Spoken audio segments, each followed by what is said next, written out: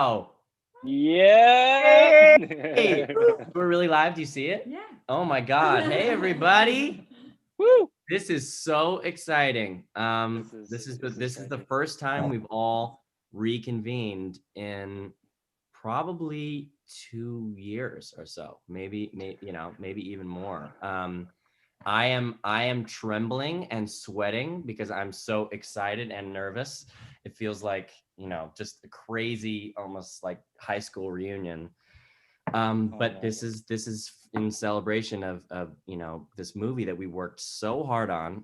It came out, people really seemed to like it, but it was hard to get it out internationally because it was like, you don't really know what this movie is. It's kind of like kids in high school, but it doesn't really have a plot. It's just kind of like hanging out. And then just, recently it took a couple years, but then Film Horizon just made these deals internationally, and so now it's going to be out in UK and Antarctica. And I mispronounced Antarctica and made it sound like Argenenta. Argica. That was It's so gonna be out in nervous. Argica. And so it's going to be out in Argica. It's gonna be out in Argica too. We're making that a country. But for those, everybody probably knows who's tuning in, but for those of you who don't know, we have here I'm Alex Wolff. I wrote and directed and starred in it. We have Skylar Gisondo, who played Seamus, the great multifaceted guy in high school that he was. Tommy Nelson as Russell. Stefania Owen as Eliza, and Olivia Borum-Wing for Lola. So I guess I want to open this thing up by just saying, like, so what is it like, a couple years back, hearing that it's going to come out overseas and just thinking back on the movie, like, what is it like? What's the perspective of the movie now, a couple years later? Like, how are you feeling about it now? Feel free, anyone, or just get silence and stare at me like a bunch of psychopaths. I think There's Skylar, actually gonna be an hour of us all staring at Alex. I'm like, okay. Skylar, you want to start off? Sure, man. Yeah, I mean, I'll start it off. Dude, it's been since we actually filmed the movie, close to 3 years ago, right? Yeah, I think so. Alex, how old were you at the time when we were doing that? I just turned 12, so I was just out of middle school. No, I think I just turned 20, I think, because we shot. It was February 2017, so it was over 3 years now. Holy shit, that is cool. Wait, it's been 3 years? Over 3 years in a month. Oh my God, that is so messed up. That's great. My response is going to just turn into a love letter for Alex, I'm realizing as I talk about it. But dude, I'm 24 now, and just being in a movie is like, I'm nervous enough and anxious enough at that, right? At the prospect of that, to think like you were 20, I was 21, and you were like starring in, directing this movie that you had also written. I mean, it was like your singular vision, you were driving the train. And it was to think at that time, at that age, the poise you had and like the confidence you instilled in all of us from the very beginning, and the vision you had for every moment. It was so awesome to be a part of. And Tommy and I, like, basically living at yours, I'd never felt closer to a group of people while working on anything. I'd never felt more immersed in something. And that was all, I mean, you created that, you kind of forged that atmosphere for everybody where we didn't feel like we were like going to work every day. It was just kind of this thing that we were all living in and out of together for like 6 weeks in New York. And honestly, the more I've worked since that experience, the more unique I've realized it was. And like, I really don't think I'll ever have another experience like that, where you just have that environment where everyone feels so close and just kind of united in this thing that we were doing. And the more time that goes by and the more I work, the more thankful I am for that experience. And I feel like it was definitely like such a formative time, professionally and personally. For me, I think for everybody, but I know really. I realized I'm certainly going to cry. I was like, as he's talking, I'm like, oh, there's no situation where I'm not crying throughout this entire thing. It's so heavy. People. And you were 20. Dude, you were 20 years old and you were directing this movie. Dude, yeah, I mean, also just like Yeah, like I feel the same. It's just like this was it feels like one of the formative experiences of my career, of my life, just like being in this film with you guys. And it was incredible that who are younger than me, Alex, like are directing, helming this whole thing. It was such an unreal, like, it's like, I don't know, we've been through this COVID thing and like watching this movie and thinking about you guys and being all together in this again is really crazy right now, actually. It really was. It feels like our youth captured in like a movie. Oh, in a capsule. I know. Yeah. Well, yeah, I feel like it's 3 years later, right? So it's like, looking back, I just feel so lucky. And like what Skylar said, it was so unique. I mean, we really were all like, we didn't spend any time not with each other. You know what I mean? We were all together. Oh, we were all together. I know. The whole time. No, I appreciate that you did it that way too. I feel like it made it just like we really felt like you would turn the camera on and it just kept going the way it was going before the camera was on, and then when it was off too. So yeah. I think also what really helped with that is that we were all calling each other by our character names the whole time. Like by the end, I think after it finished, we were all like, oh God, it was like jarring to call each other by our actual names. Like, I think that really helped like immerse ourselves in the whole experience as well, is because there really wasn't much of a difference when the camera was on and when it was off. Like there were I know that there were certain scenes where I had an actual reaction and I was calling you guys by your character names. And I know that was like exactly what you wanted. And it really worked out. I think at first I was a little hesitant about it. I was like, oh, I don't know, this is so weird. But then once you start doing it, it's like, it's so natural and it makes all the performances so natural. So I think that was sort of another way that it was just super immersive and worked. Yeah, it was. Yeah, now it's time for you to compliment me, Stefania. Go now, ahead. now it's my turn. Come on, go. That's pretty good. But like, it's almost overwhelming, like being on this chat with everybody, because there was like, we formed this like really strong bond, and it's crazy because it's really weird to think that 3 years have gone by, and it's kind of sad because it's like we haven't really seen each other, and like it was a really special and very like intense time, and it's so vivid in my mind still that I think that's why it feels crazy that it's been 3 years. And yeah, like Alex, you did create an atmosphere where we were able to bond like that. Like I was living with Julian at the time. Yeah, you were living work, too, like, right here, the room next yeah door. and like that love is like so strong. And I think the movie really, when I watch it, it is quite hard for me to watch anything that like I've been in, but what I do love and what I found was that it really, like, you captured it on film, like our friendship and that love. And so I think there's like a level of even like nostalgia being on this with you guys, or just like seeing a picture from it or the clips.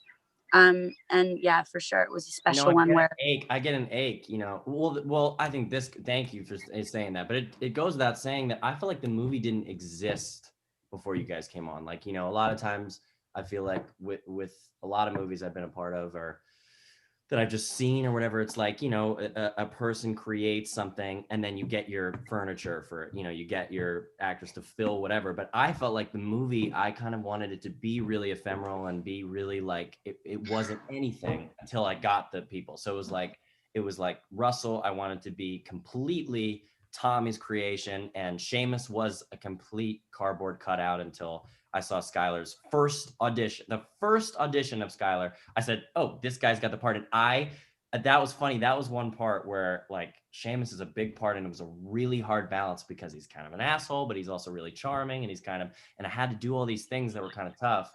And I remember I just saw the first tape kind of late in the process. Like we were already going, like we were already kind of whatever. And I think I called you the next day, Skylar, and I called you on the phone and I was like, dude, you're amazing. You already got the part, like come do it. And the truth is I was just like, it felt like with you guys, like, and I had that experience with everybody. Olivia came in, it was like, oh, Lola, I'd done another movie with Stefania. We did Come to the Rye, and I felt like, of course she should be Eliza. She should just, I knew Stefania was going to be in the movie regardless. Like I was thinking maybe Lola, because I originally wrote Eliza to be like really tall. It was like initially in the script. And then I was like, well, that doesn't fucking matter. Like, who cares? Like, let's do the best actor. So I felt like it was a really fun thing to see you guys and to say, hey, this is a really blueprint. I'm so nervous. I'm talking so much. I'm just so excited to see you guys. No, dude, this I'm is like awesome to hear again. Dude, it's like reminding me so much. I know, Dude, you did beaming. you did call. I remember from the first second. That was like I'd never going into it. I like from the outside knew you and like had really admired the career you had already had at that point, and you FaceTimed me like I sent you that tape and you FaceTime maybe even that night, if not the next day. And it was immediately clear like how much this movie meant to you, how personal it was for you. And like from the jump, you were like, we're going to also be best friends, like for this to work. And we started, I think we talked like every day from that day until I came out to New York. You stayed at his house and made that whole thing work. I mean, that was like, the funniest thing ever was when I called Skylar and I said, so how tall are you? Just trying to, and you said on a good day, 6'5", 6'4", 6'5". I was like, what? Like, so you're like what? No, I'm like 5'8". You're like, dude, no. Dude, thanks for saying 5'8". Right? I remember also you said, you're like, you'll stay at my place. And I was like, great. And you weren't there. And I like went into the door, it was unlocked. And like, I walk into I just hear like, hello. And I walk into the kitchen and your dad's there. And I'm like, hey man. And he's like, hey, like, who are you? And I was like, Skylar, like, I'm going to be in Alex's movie. And he's like, all right, you stopping by to say hi?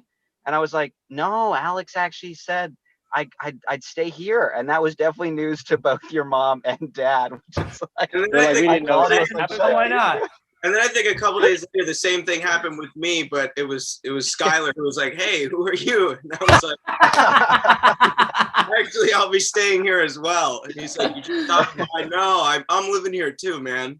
It's like a weird dream where people are just greeting people. I just wanted I wanted to keep you on your toes, man. No, I just totally forgot to tell them. It's in the midst. And I knew my parents would be cool. Yeah, and then we just all had dinner that first night. I think we just all were just eating home cooked dinner. I just wanted it to feel like camp. I wanted it to feel like, not even just because everybody have a great experience, but I just thought that the movie would only work if we were all, just in love with each other. Like we were all it was one big love fest. And, the character name thing, of course, I was bucking up against the idea that it was wildly pretentious in some ways, like everybody calling character names. And yet I was like, you know what though? Like there's going to be times, like I remember doing a scene with Olivia and I'm punching this cab window and my hands split open and she just starts shouting, Nick, no, Nick, like totally real, like actually saying, hey, off camera, are you okay? Like you split your hand open. And I'm kind of looking at her nervous, but we just, you say the name and so the reaction is real. So I found that it was like that all the time. And I wanted to, if you guys are cool, I wanted to start with watching a clip and maybe we can just talk about that day and we could show some clips. And we have a guy on named Thomas McMahon, and he is our tech guy. Let's do a round of applause for Thomas McMahon. Stefania, I noticed you didn't clap. Is you and Thomas have some beef? She's not allowed to clap on the road. Stefania is in a van traveling across. She is living the nomad land life. Dude, she's literally living the nomad land life. Incredible. Yeah. Okay, so we'll show this first clip. This is the first clip where we all met outside, and I remember that it was supposed to be in a subway station, I think is how it was written, and I showed up and there was just no subway even close, and so we had to make it work. And then also it was outside of a Greek restaurant, and they came out and they said, we don't want to be in the movie, we don't want to be in the movie. And I was like, all right, well guys, we have to shoot out this Greek thing, we have to not show that McDonald's logo, we don't have a subway, whatever. I was like, let's do this thing. Like, let's make this happen. And also all this shit is being shot by Anthony, like hell, like walking around through New York, like catching all these lights, like rain and cars, and like trying to get decent I would say sound. The editing process was 95% editing out people doing that. Like 95 going through and cutting out people flipping off the camera. Oh my God. I didn't even notice that. So irritating. I've had people come up to me a couple times and be like, oh, like, are you looking for extras? And I was like, no. You're like, no, this is not how this works. Yeah. You're like, yeah, go be an extra. I always said, make me an extra. I would always just say, yeah, that he wants you to flick off the camera whenever anybody asks. So maybe that was on me, dude. Telling people. Oh, that explains all that. Yeah. That explains a That might lot. have been Everything. No, I remember there Explains was one everything. moment in particular. It was probably the best acting I'd ever seen, Skylar, of you. It was you and I. It was after the big drug dealer scene. You're sitting there, and like you said something like, man, it was really beautiful. And there is a family of about 3 people who walk in front and go like, all 3 of them, and then walk by in front of your face. And I had to just find a way to cut out of it. It was just horrible. But let's roll it if we can, Thomas, just roll this thing and we can just talk about it and, you know. Okay, let's see. This quality may be bad, but I'm muting my mic. Thomas, can you move the mouse thing? There we go. Yo, what's up? What's up? What up, man? Good. How you doing? I'm fucking cold. Yeah, yo, my balls just went up inside my body. It's crazy. I remember you. Hi. You guys met? Yeah. It was a pretty awkward elevator ride, huh? Yeah. Sorry, I was pretty nervous. Pretty high. No, it's okay. First day of school is always really shitty. Yo, can we go? I got people waiting. All right, where we at? I told you like 7 fucking times. Yo, I have a shitty memory. Jesus. Day and night, it's a club. Okay, that's all you had to say. You don't have to be a dick about it. Yeah, no, it's not that you're retarded and have amnesia and can't remember a fucking thing. It's that I'm an asshole. Yo, I do not have amnesia. All right, I'm going. Bye. Yo, Skylar, I'll knock you the fuck out right now. Yeah, man? Yeah. All right. If you don't walk away in 12 seconds, I'm gonna knock your fucking teeth out. That's a very specific amount of time. Sky, just go, for real. Russ is gonna lose his shit. Come on. Yeah, walk away, you bitch-ass pussy. Later, Sky. Peace. Yo, I hope you get hit by a truck on the way there. You bitch-ass, fuck-ass, Good one, buddy. fuck boy, fuck you. It was pretty bad, wasn't it? Me. Definitely. YouTube's gonna ban us. Oh yeah, definitely. So many swear That's words. so good, dude. Oh my god. Guys, we're up there with the top swear words of all time in movies. We're up there. That's Are you great. serious? Thank God. I think Really? That was the main goal of the film, right? literally we have the exact same number of fucks as Good Will Hunting, which is high up on the list. Wow. Calculated it. I've always wanted to be on that list. I'm not even kidding. I'm serious. Like I used We're on to. it. We're on it. That's We're like not in the top 40, but we're up there. We're up there. Damn. What do you guys remember about that scene, or do you guys remember shooting it, or? I remember it was really cold. I remember, yeah, it was actually really cold, and me and Tommy are like actually in each other's faces, and this shit is like, okay, well then like I'm like having trouble saying words, and I'm glad that happened that way, because it just felt so fucking natural, and it's so cool to see it again and like sit there and go like, this just looks like a group of friends, and that's exactly what was being captured. I don't know. I don't want to sound like pretentious, but like that, I love that scene and I loved filming it because it was like, as someone who like, you know, turned 17 and moved to New York and like lived there for a couple of years, it really felt like what it's like when you're meeting up with your friends to like go Yeah, somewhere. you stand outside for so long. Yeah, and you're cold and like, I don't know. There was just something, the authenticity was just, it just struck me so much, especially that night. And I think it comes through in the movie, and I just love watching it, and I love filming it. Yeah. Yeah, that scene, like, I mean, so many of the scenes in the movie are just us walking and talking through New York. And kind of to reiterate what Tommy said, like anything we were filming felt like, and also you kind of giving us the freedom to get away from the script and do whatever felt real and kind of bring what we had in mind to it. Like at any given point, it never felt like I would forget the camera was there. I really would. And so much of that movie, it just felt like us walking through New York and kind of talking through it and figuring it out. That being said, also, despite the fact that an incredible amount of planning would go into it to be able to even get to that point, but then when it came time for the moment, you just gave us kind of the permission to do our things and see what would happen, which was awesome, which is like the most fun thing. I hired the best improvisers of all time. Like it was like, you guys, what's cool about that one scene is cool just because that one was really, really scripted. Like those lines are pretty much exactly what's scripted, and it really works. But something about your guys, all the way, your body language, whatever, it just feels like we just peeked in on something. And I think it was also because you guys were, maybe because you felt the freedom to improvise or whatever, that you guys just brought your own sense of humor to everything. Like the timing of it was just all so perfect. I just felt like I won the lottery, especially shooting that scene. I was like, God, we showed up and, you know, we got kind of screwed on the location. It was freezing. There was so many people walking in and out. There's a shot on my face that no one notices, that you just see fully a reflection of a light and a camera. Like you just see it on my face. And like, I was like, shit, this is kind of fucked up. Like on my coverage, I was like, this is really, and then I just went to you guys and the three of you just were like three stooges. It was just like, yeah, just the stooges trying to go to the club. just the stooges trying to go to the club. I mean, I was wondering what that was like for you guys when, you know, kind of bringing your own improvisational things and flares, whatever, but you managed to stay with also the kind of the words of this. Like, how did you make those decisions? Because it felt like you guys always made the right decision. Like, no, this is a time we should just riff and go whatever, or no, this is really funny the way it's written. Like, how did you guys? It's very easy when you have a good writer and good dialogue to start with. I mean, I think. Yeah, I mean, oh yeah, go for it. Yeah. No, you go ahead.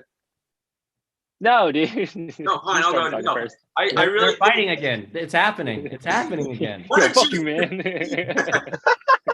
Bitch ass. No, I think that it was just really good writing, and I think that you kind of talked us through everything, man, like in a really natural way that didn't feel like, it never felt like you were pushing us to go anywhere that we didn't naturally come to on our own anyway. But you were also always there, like, you know, just you know, do you know what I mean? Like, yeah, I felt like I was like a Ethan Hawke said a cool thing where he said something like, yeah, like to be a director, you just have to like sit on the dock and kind of be like, woohoo, like you guys are doing great, like shout from the car. Like, you guys are, that's really all I felt, is I felt like you guys were always the thing I didn't have to worry about at all. I mean, I'm curious as to what you guys feel about, I feel like I probably should have done this before, but I was curious what you guys think about your characters, or like if you've thought about them, or have they lingered with you, or you know, what was the prep like in terms of, you know, because it just felt like you guys came fully loaded, like all of you. It came kind of fully realized. And Skylar, like, I know you as a guy, you're very different from that kid. Like, you didn't grow up in New York, whatever. Like, Tommy is an intellectual, like, you know, crazy socialist, whatever. And he played this kind of semi-racist ghetto, you know, street kid. Like, Julian is the sweetest, most delicate musician, voice of an angel, and he played this totally uptight jerk, whatever. Like Stefania and Eliza, I always felt a little bit were similar, but Stefania's from another part of the world and whatever, and then she just dropped in like, no, I'm a New York kid. Olivia is a genius, like studying film, like has the most amazing opinions on film, and then just played this kind of, you know, really lost party girl. And I was just wondering how much, and also like how much of yourselves did you put into the character? You know, I was curious. Get that fucking cat out of the frame. No, I'm just kidding. Get the cat out. I mean, I was thinking about this coming up to this Q&A too. Just like, I remember this experience, and still since then, it's been this very unique thing where like I've never worked in this fashion again, and I'm sad that I haven't gotten to do that again, because it was so natural, to the point of like, it was like weren't even going to set and going, I'm going to act now. I mean, like, you know, when you work on TV shows, you've got, I don't know, your trailers, and you've got your system and your structure, and then you go and you call action and you start recording. Yeah, we certainly did. But like, yeah, we did. We had a tent. We had a tent, barely. We had a tent on the corner. But it was like, it was awesome with the way that you set everything up. And I remember thinking about this, like, no, I'm a little older than you guys, and this is probably going to be the last time where I really get to play like a teenager. And it also felt so much like that, like the scene when we're on the roof and we're smoking weed, and it was just rolling, and we were just improvising, and it was just like I got to like see my last moments in my teenage youth, like it kind of end on this film. And I still think of it that way in a lot of ways, because it has that parallel with my career and with just being young and doing this thing together, because it was so playful, it was so improvisational. But then when you had the jokes, they were fucking incredible. And like, you know, I was lucky to have that that one moment where that's a very specific amount of time, that last scene. And I loved how you wrote that in there, and it was perfect. And you wrote it in the improvisational fashion that we were then led to enjoy during the shooting process, and it just made that. It made that much better. What about you girls? Did you connect with the roles initially, or, you know, because I felt, you know, I'm a dude, and so a lot of times I'd be like, what would a girl say? You know, like I don't know. So I'd just be like, just say whatever you want. Like, how did you feel about, you know, that, or how did you connect, or has it lingered with you, or what are you guys feeling? Yeah, I mean, I think the fact that you based it on real people definitely helped a lot. I think also I didn't recognize this so much at the time, but I think looking back, I do now, how similar it actually was to Lola in high school.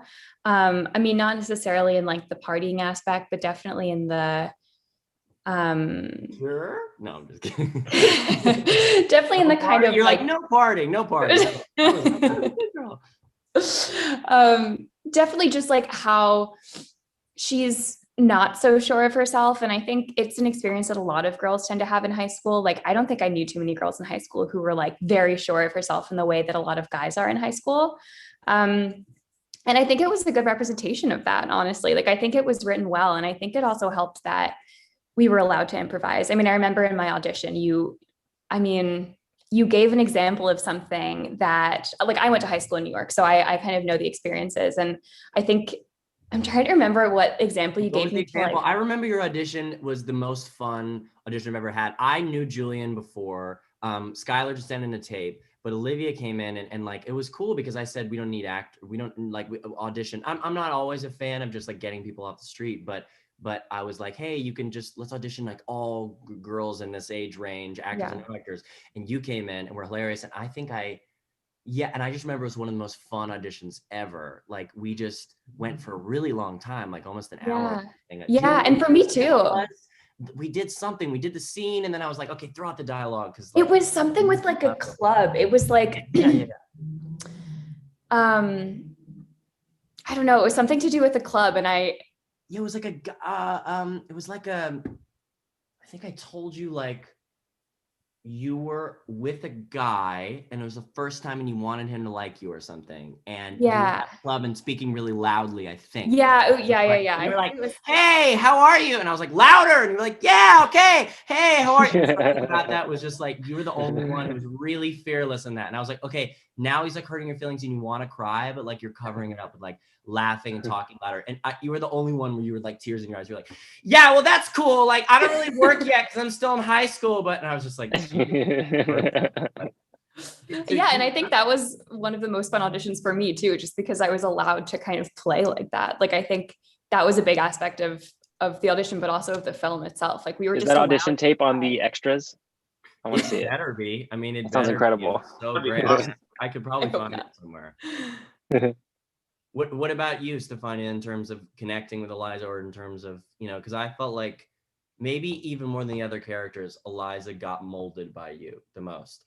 I felt like I really wanted her to be even more like you than you trying to be like the script. I really wanted to make her even more like you. Like, I felt like your sense of humor got put in. I wonder how you felt about it. For me, it was like just being around you guys. So like, I just focus on you guys, and like, you know, because it bled in, like, our characters, it bled into real life. That, yeah, to me, it didn't really feel like,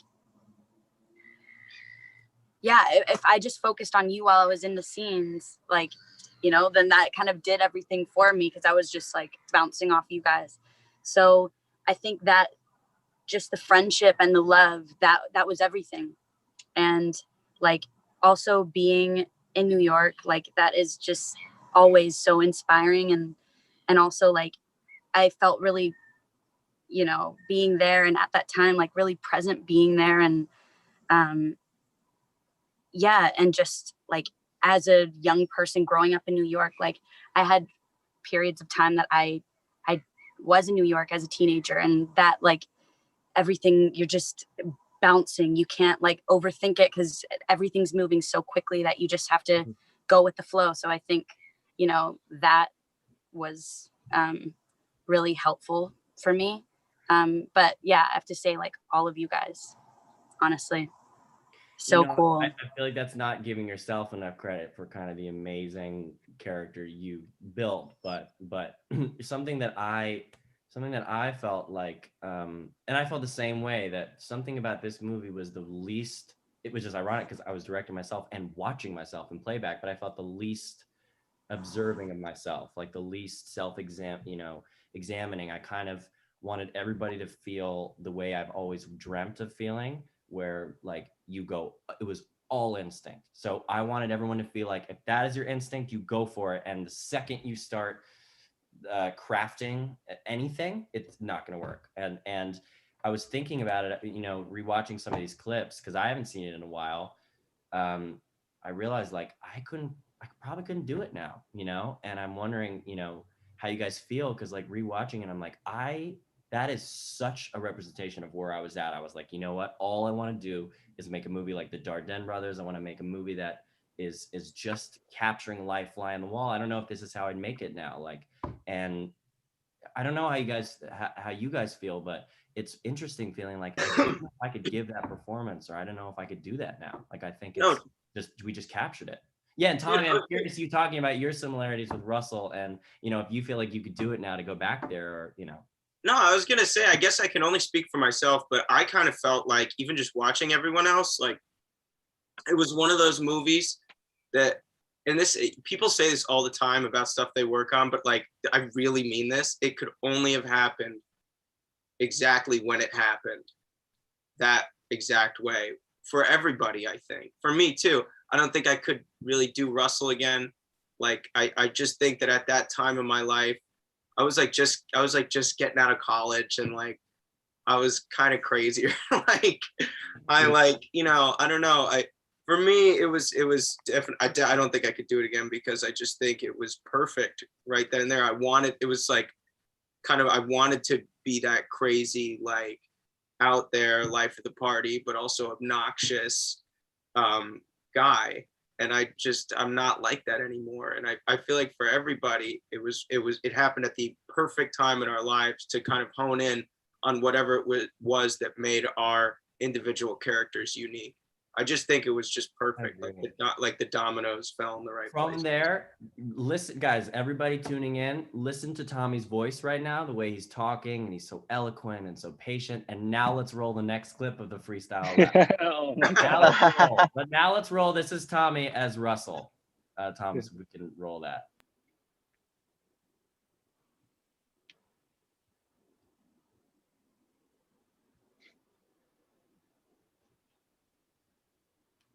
We knew there would probably be a little bit of technical difficulties at some point. People are still tuning in. I hope you are not. All right, Tommy. Now you have to. Oh, we do it in real life. Okay, here we go. There it is. Do it in real life. Beginning. Here we go. Oh my God. Yeah. This my boy Seamus, fucking on an anus. Oh, something like that. Something like that. Can't stop it. Wait, I'm sorry, Thomas. Can we start over and just move the mouse? All right. Let's just start over and then we move the mouse, and I want everybody to get the full picture. Okay, here we go. This my boy Seamus, fucking on an anus. Oh, something like that. Something like that. Can't stop it. Keep going, dude. You got it. Was good. No. I got one. All right. Dude, all right, go. Yo, Young Russ. Yo, you fucked me up. Go on. Yo, Young Russ. Yo, wow. Reckless, buy your hoe a necklace. I wreck chicks. Ooh. No, that one was whack. Yo, I get anxiety about this shit. I get anxiety about this shit. That's so funny. Oh, I got one. Popping pills, I'm reckless. Buy your hoe a necklace. Kind of the same thing, but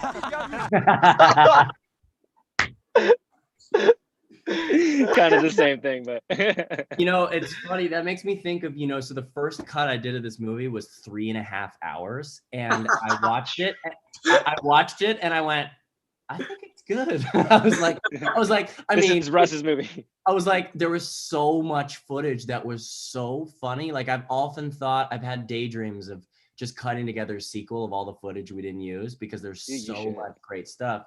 But I was just thinking, like, about that moment, like, we had a whole other scene. Maybe you guys could talk about it, but everyone's bored of me speaking. But we had a whole other scene planned that day. And it does go into the scene where we talk about my dad and all that, but there was a whole other kind of gross story, whatever. We were thinking about doing something, and Skylar was like, that's kind of tone deaf, like, because we were always riding the line, like, what's teenagers talking, what is a little too offensive, what's distracting, what's, you know, because in the movie, you know, Tommy's character like uses the N-word, and then he gets punished for it later in the thing, and I wanted to reflect those kind of real life things without crossing the line. And I was just wondering, like, what's your memory of that, Tommy and Skylar and Julian? Like, what's your memory of that when we went into it? Because my memory of it is we had a whole thing and we worked on a scene for a while, and then finally I said, and I was like, Tommy, why don't you just start freestyling, like, just to warm us up? And then that ended up taking over what was the other scene. So I'm just wondering your guys' thoughts. Well, the first draft was very David Lynchian drama about Russell and his grandmother, if I'm not mistaken. Wait, say it again. I was just kidding. Okay, it's not funny. No, it is. But no, that's true. No. I said the first draft was a very David Lynchian film about Russell and his grandmother. Well, I think it was an initially. So, by the way, I was just checking comments, making sure the comments are good. I wasn't like just checking my phone, like, yeah, I'm bored. No, I was just checking the comments, make sure people are still there. But no, Tom, wasn't the story? I mean, there was a story about your grandma. Something was gross, but what is your guys' memory of being on the roof? Because I think that's maybe my favorite section of the movie is you guys all on the roof, everything meeting up. We're going to show some other moments of that too, but I was wondering just your guys' memory of that. Like, I remember not knowing that we were going to shoot on the roof, and it was like 2 a.m, and we had shot, and then we started shooting on the roof, and it was such a long night, and I had to wait for Skylar, and you guys did that big fight scene afterwards. And then I remember just being in that studio for a while, and then we came out, and I'll never forget this. I laughed so hard. Skylar and I walked out, and the sun was out, and it hadn't been out, before. And he just goes, "No thanks, no thanks," and got into the cab. That was after we shot. Yeah, because we had been in the warehouse, so it was like there was no sunlight. So we just came out, and the sun was all bright, and Skylar's like, "No thanks." Do you remember what we listened to on the way there? Do you guys remember what we listened to in the car on the way there? No. Skylar, do you? Not Lincoln Park. It was Where Are You, right?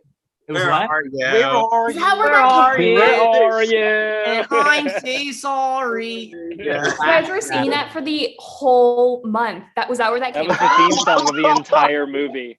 Where are you? I remember shooting. Okay, so to full disclosure, Tommy and Skylar got wasted for the drunk scene. And the thing. Well, let me say. Okay, hold on. I encouraged it. Before we smear my good name, okay? This was a scene, we smear it. Scene I was so nervous about because, to me, first of all, the entire movie, I had not done anything like it, right? Like, I was on this show at the time where I was playing like this dorky dude, and the last movie I'd done, I was playing like the nerdy kind of dude, and here was like this grim, grounded script where I'm playing like kind of a cool dude, and so I was so nervous, and you were so like, dude, that from the very first day you were like, no, dude, you are it. This is it. It's so and you just wiped that all away and built so much confidence. So there was this underlying nervousness and uncertainty, which I feel like kind of worked with Seamus in the end. But then specifically with this scene from like day one, I'm looking at this drunk scene, and I was just thinking like, it's really hard to play drunk, because when you're drunk, all you're trying to do is look like you're not drunk, right? And so I'm watching scene after scene of like all my favorite actors play drunk, and like, it's so hard to do well. And I was just like, I really wanted to do a good job. And I remember I asked you, I was like, dude, I don't want to get unprofessionally like drunk, but what if I just had, a drink or two to like, right? And you were like, yeah, I think that's a good idea. And I was like, more okay, than great. I think it's a good idea. I was like, yeah. You were like, now you get it. You were like, lean into it. But so we go to film that scene, and we had a break for lunch in 30 minutes, right? Like it had to happen, and we were going to shoot the scene before lunch. And so someone comes 2 hours before lunch, and they're like, okay, guys, 10-minute warning, we're about to film. I look at Tommy, and I'm like, game time, dude. And I knock back a shot, and I'm like, I'll be good. And then I'm ready to go. And then she comes back in 10. She's like, you know what? They're actually shooting out of order. They're going to shoot this other thing. And then so you guys actually have 10 or 15. And I was like, it's okay. All right. I'll knock back another shot and then I'll be good. So she comes like, they're going to be ready. I'm like, great. I knock back one. I knock back another. I'm like, okay, we're doing it. And then it'll be done. And then that just kept happening. And then, dude, we get to set. We're going to shoot it. And then the AD runs on and he's like, guys, we have to break for lunch. I'm sorry, hour and a half walk away lunch. Everyone leave. And it's like 2 a.m. And by this point, it's really all kicking in. And I remember just sitting there. We were all having lunch, and I was just like, I gotta get through this, dude. This did not go how I planned. The reason I brought this up is because I remember we were filming. Me and Stefania were filming the scene. We were playing piano, and I just hear upstairs, "Where are you?" And you guys wasted upstairs belting that song, and it is the funniest thing ever. Well, that is the best. I mean, to all the actors watching, if you're really nervous about getting drunk, if you really got to do the thing, like get drunk. It really helps. Because there was one Tyler and Tommy were the funniest thing. I mean, there is one of my favorite. I mean, it's like my favorite drunk thing I've ever seen. And to be fair, you did the next scene, which is the main scene. If you were on the ground drunk and you were sober, so you had the memory and you could control it more. Dude, I remember it was so sweet of you. That obviously was such a nightmare. And like, I was so brutally, I'm not a drinker. I don't drink like at all. I was brutally hungover the next day.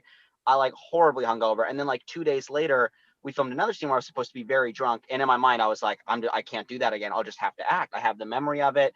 I remember that moment. At least we have that. And you came to me so sweet and you were like, hey man, so like, I've been thinking about it.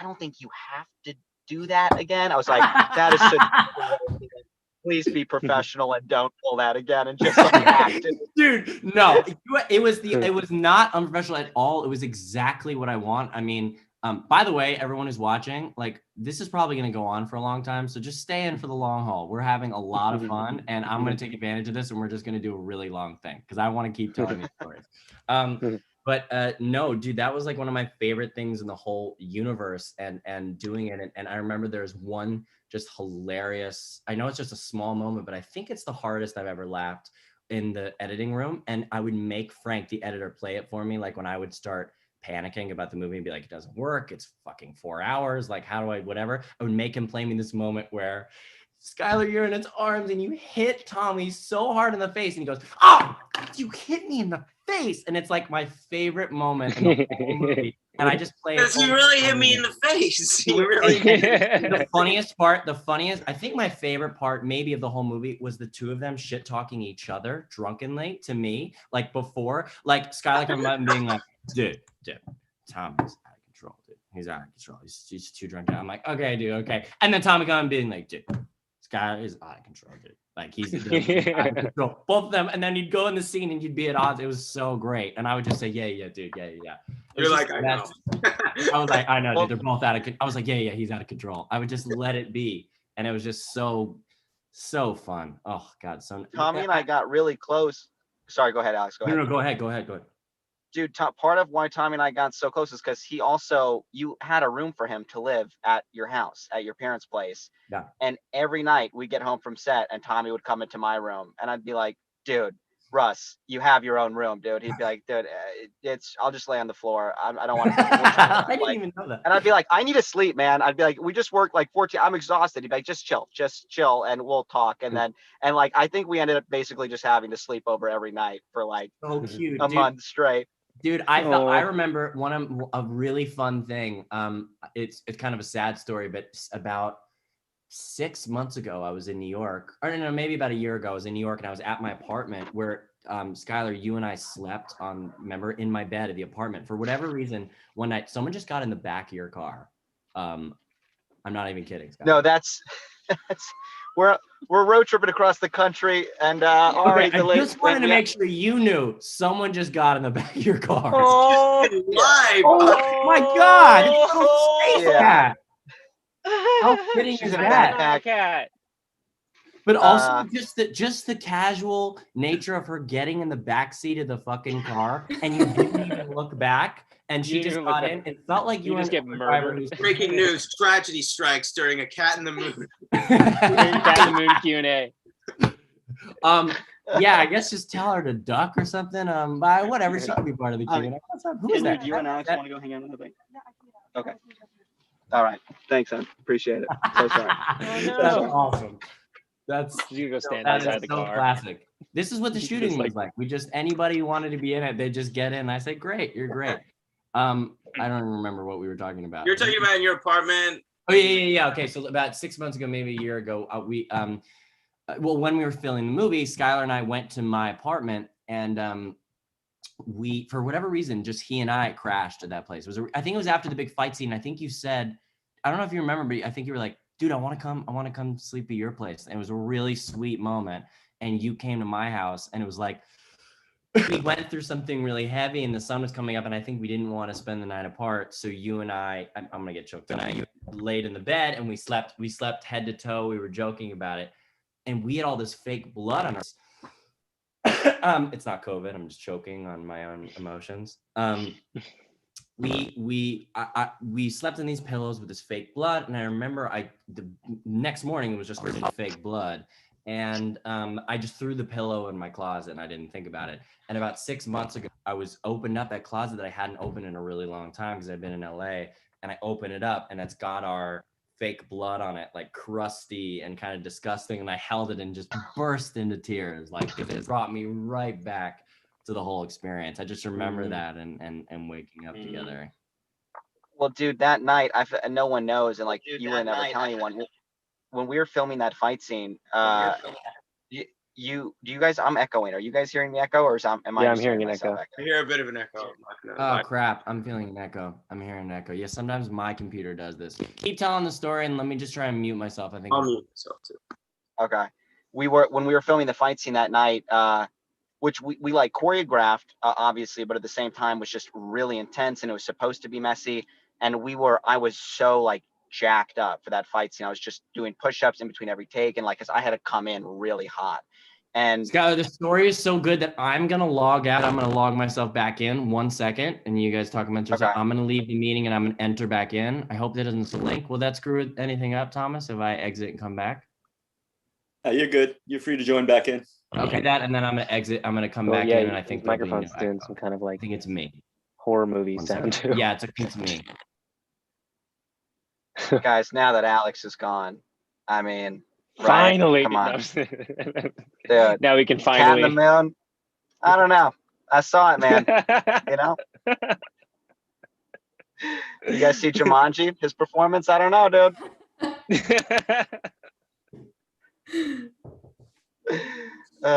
He's gonna scrub through this video later and be like, "What the fuck did they?"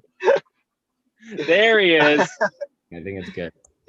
Is he back? He's gone forever. No, keep telling the stories, guy, because I know where it's going. Dude, well, what was just insane, I was really jacked up and I didn't realize anything happened. And I'm supposed to hit you hard 3 times in the face for people who've seen the movie. And at the end of the take, I remember I get up and you didn't make a big fuss. You're just kind of laying there, just kind of like feeling your face a little bit.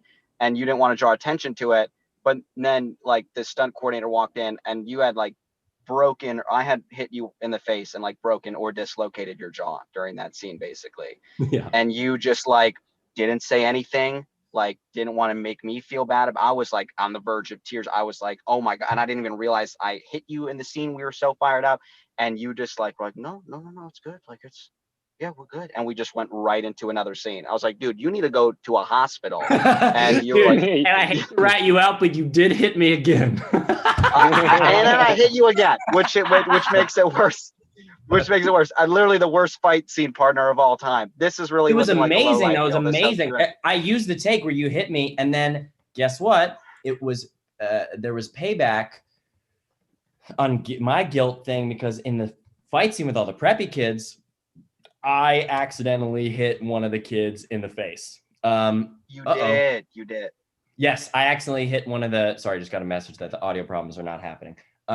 Yeah, I accidentally hit him in the face, and we used that take. So yeah, we all bled for this movie. I mean, I broke my wrist on the last day in the taxi when I punched that thing, because we thought it was gonna be softer glass, and then big old dumb Alex just completely fucked up my hand, where now it is still disorganized. I want to show the next clip if it's cool. And this is kind of a really nice scene that I love, where it's after all the partying and Russell has just gotten, you know, he's gotten his ass handed to him for being such a brat and kind of awful. And Skylar, Seamus, is in a moment of reflective where I think it's the first time in the movie where they go, oh, we're kind of privileged white kids. We are maybe got to check our privilege a little bit, and we're kind of a little bit tone deaf and blind. And it's one of my favorite scenes in the movie. And I think some people maybe don't understand the tension of it, but I really love it. So I'd love to show it. And it's a real great time. It's where Lola kind of comes in and changes the course of the movie. And Eliza too comes in and there's conflict building. So I wanted to show that clip if that's okay.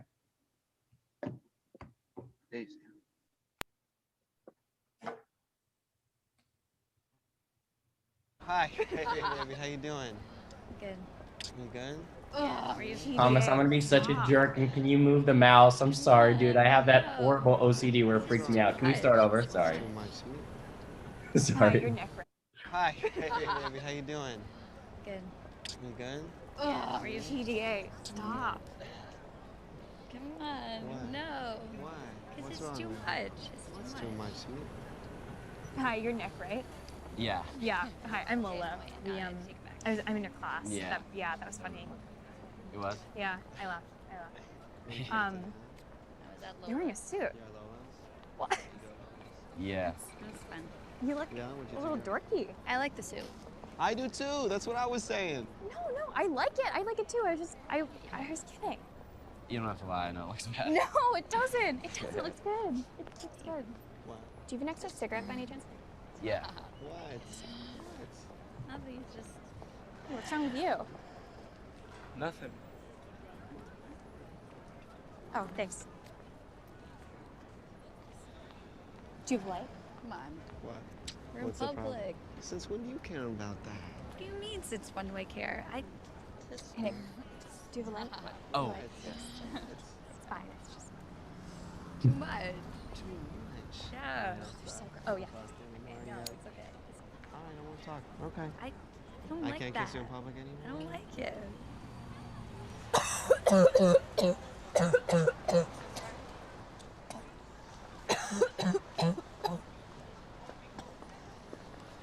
Are you okay? Yeah, I'm fine. I'm fine. Are you sure?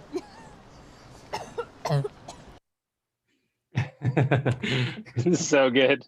I love that. I love that scene. That you guys really just brought that scene to life. I was just thinking, watching it, like, I like that there's about I think it's conflict like 4-tier. It's like I was thinking like there's conflict between Lola and Eliza, in terms of like, you know, they're kind of competing for the attention. And Eliza kind of naturally has the attention of, you know, she's kind of getting the boy to kiss her and like her. And, you know, she's also trying to get Nick. There's the conflict between Seamus and Eliza, where Seamus is kind of being a little, you know, it feels like the guilty guy thing of like trying to lean in affectionately because he feels guilty. And Eliza, you know, having her own 2 conflicts of like, well, you know, I like this guy, Nick. I don't want to hurt his feelings. Also, I don't like this kind of new random affection. Like it's kind of whatever. Then there's this other tier of conflict where Russell and, you know, and the boys have just been through something really traumatic and they're sitting on the ground. And I like that there's these kind of 3 or 4 different conflicts going on. I was wondering if you guys remember anything about that particular moment, because, you know, that place is torn down now and it's really sad in COVID, you know, revisiting this movie because it's so vibrant and so beautiful. That was the place right next door to Two Bros. Yeah. And they're both torn down. It wasn't that, what was it called? Both torn down. Or something? Yeah. Is that the pizza place? Yeah, it was Khyber Pass, right? I think. Khyber is torn down. You can go. But see that was right by that James Spot, like convenience store or whatever that was like famous. That I think it's gone. Also torn down. No. But all those places are torn down. That sucks so bad. Yeah, but I was wondering if you guys, you know, because seeing it, it's like it's such a capsule of that vibrant red light, and we call it the One Car Wash. Oh. If you guys had any memory, like Olivia, how did you find that caught, like, how did you find that kind of thing? Because it was so magical the way you just like I couldn't have thought of a better sound. I didn't do any enhancing or anything editing. I just rolled the tape, you going I mean, coughing's not quite as funny now during COVID time. Right, yeah. But it is funny seeing you ask for a cigarette and then having you choke on it. And then So Stefania, real. I you know what you're doing there is I thought was so special, is that you're you managed to do this thing in this movie where you're saying no and making him feel okay. You know, you don't want to, like, Eliza is has so much social grace that she's able to tell Seamus, like, hey, I don't want to do that, but you're being really nice about it and whatever. And I was just wondering how that scene felt for you, because it kind of feels like 3 separate scenes happening in one scene. And that's kind of why I like it. It's kind of like the exact middle point of the movie. I think time code wise too, but also just emotionally, it feels like the midpoint of the movie. And I was just wondering how you guys found that, or what was going on with you guys during that scene, and what, you know, your conflict, what was because that scene gives me a panic attack inside, but also so delicious watching all those. I was just wondering how that was for you guys. I think it's interesting actually watching it again, because I think in those kinds of situations in general, like, I think with being a teenager, and also like past being a teenager, like even in my own experiences with like situations that are happening and I don't necessarily like what's happening, but I almost like make it okay for me, and I don't want to let the other person feel bad. And it's this, like, I don't know, I feel like it's part of being a woman a little bit, of like not wanting to cause waves and not wanting to be the like person that is like just flat out says like, no, I don't like that, and let it be just that. So I know, like, yeah, for me, it's this kind of like roundabout way of being like, oh, like, I don't, instead of just saying like, stop, when you get away, like, stop, which we're all learning how to do now. I know, like, I'm practicing like being like, no, instead of almost apologizing for saying no. But yeah, I think that especially, yeah, when you're growing up and you're learning boundaries and you're not sure what you like and what you don't like and how to let somebody down, it's part of that. And also watching Olivia, that is so brilliant too, because it's like we get so like, we don't want to like, yeah, again, like cause waves, and it's like, oh, your opinion, like your opinion might not be like the same as everybody else's, so then you just quickly change because you don't want to like cause anything. So yeah, it's actually, I love seeing that scene again. It's interesting. Oh no, I feel the same way, Savannah. That's exactly how I see the scene too, and I see it as that is a very high school woman man thing of trying to figure out how to say no. And that I forgot there's another conflict, and it's between you and me, Olivia. Like, it's kind of an interesting, because there's all these other conflicts, but there's just this weird little small one, very micro, about the suit that I'm wearing this. And I think Nick at this point, you know, Nick has gotten to a point, I think, in his life where the only way he can go on is to cover and to say, you don't have to lie, I know it looks bad, you know, but I think it hurts his feelings. And I was just thinking about, what was going on with you, because I love what Stefania said about, you know, on her thing, you know, this kind of, hey, can you stop? But I was thinking about how you did that switcheroo, because in the script, it doesn't really work. That scene didn't really work. Like, it's bad writing on my part of that she just switches over in such an abrupt way. And yet you made it so it worked. It's my favorite moment in the whole movie, is that you go, oh no, I do too. And I was wondering, like, how did you, because you do that a lot in this movie. I don't know how, but you do it a lot, where you throw yourself at me in a party and start kissing me, whatever, we go. And then little things like, well, what did you come, or what, you know, like, you have these little moments that are so, and I was just wondering how you did that, or how you also made it hilarious. So you laugh with her. It's painful, but it's also hilarious. And I was wondering, yeah. I mean, I think really similar to what Stefania said, like, I think it comes from a place of conflict avoidance. Like, as a woman, I think we're naturally like inclined to avoid conflict. And I think Lola was a character who had opinions, but was too nervous to kind of share them if they went against the grain. So I think she starts out by saying a lot of things, kind of hoping people will agree with her. And then once they don't, she kind of retreats. And I think the suit was one of them. I think my impression just reading that scene was that her saying, "What's with the suit? It's dorky," was her way of flirting, and it just came out wrong. Like, I think she meant to say like, "Oh, like it's like, yeah, it's like dorky," and like laugh about it, but then she like forgot to laugh. Like, I don't know. I think you didn't really know her. And she's just like, she doesn't know. Yeah. Like it's like too early to like be making a joke like that. Like, you know, when you're friends with someone, you like make fun of them and they're like, wait, I can't tell if you're serious or not.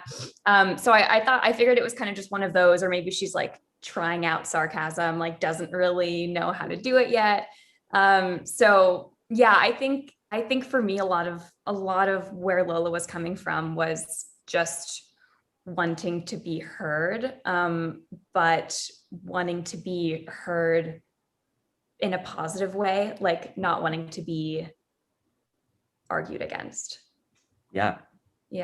So, and I think her asking for a cigarette was her like kind of peace offering, being like, oh, you know. So funny.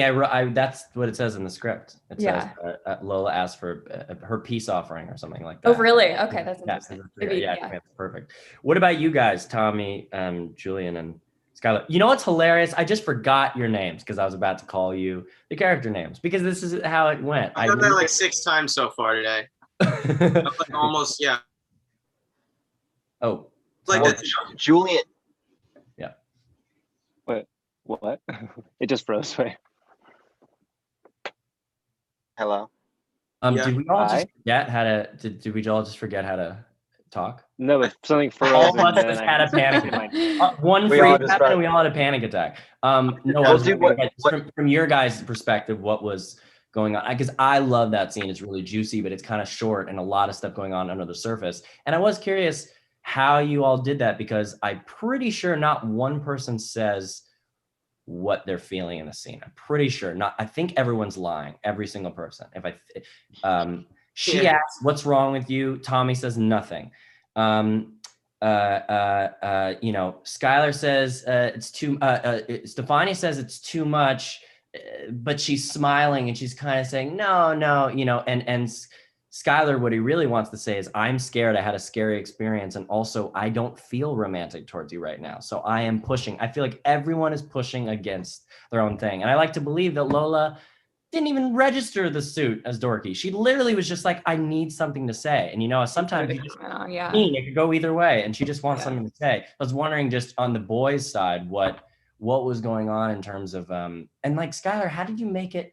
I like you in that scene. I get where you're coming from in that scene. I don't feel like you're being totally invasive in the way you're doing it. That's what makes it complicated. You're kind of being charming and you're kind of leaning in but I'm also feeling that you are insecure about her. Like you're feeling like you may not like her that much, or you want to prove to yourself how much you feel about her. And I'm wondering what was going on for the three of you. Tommy, you're the most sincere about your feelings in that. You're the most because you're shut down, but you do say nothing. Like, but I'm just like wondering how you guys were playing against that, because I don't think I did any direction. I remember my dad was there that day, and I was just so panicked having him watch I was just like, oh God, like. And I remember I was mostly just worrying about like we had some complicated shots, and I was just kind of like, okay, guys, do your thing. And I was wondering how you guys planned for that. It almost felt like you guys wrote between the lines what was going on, like, you know.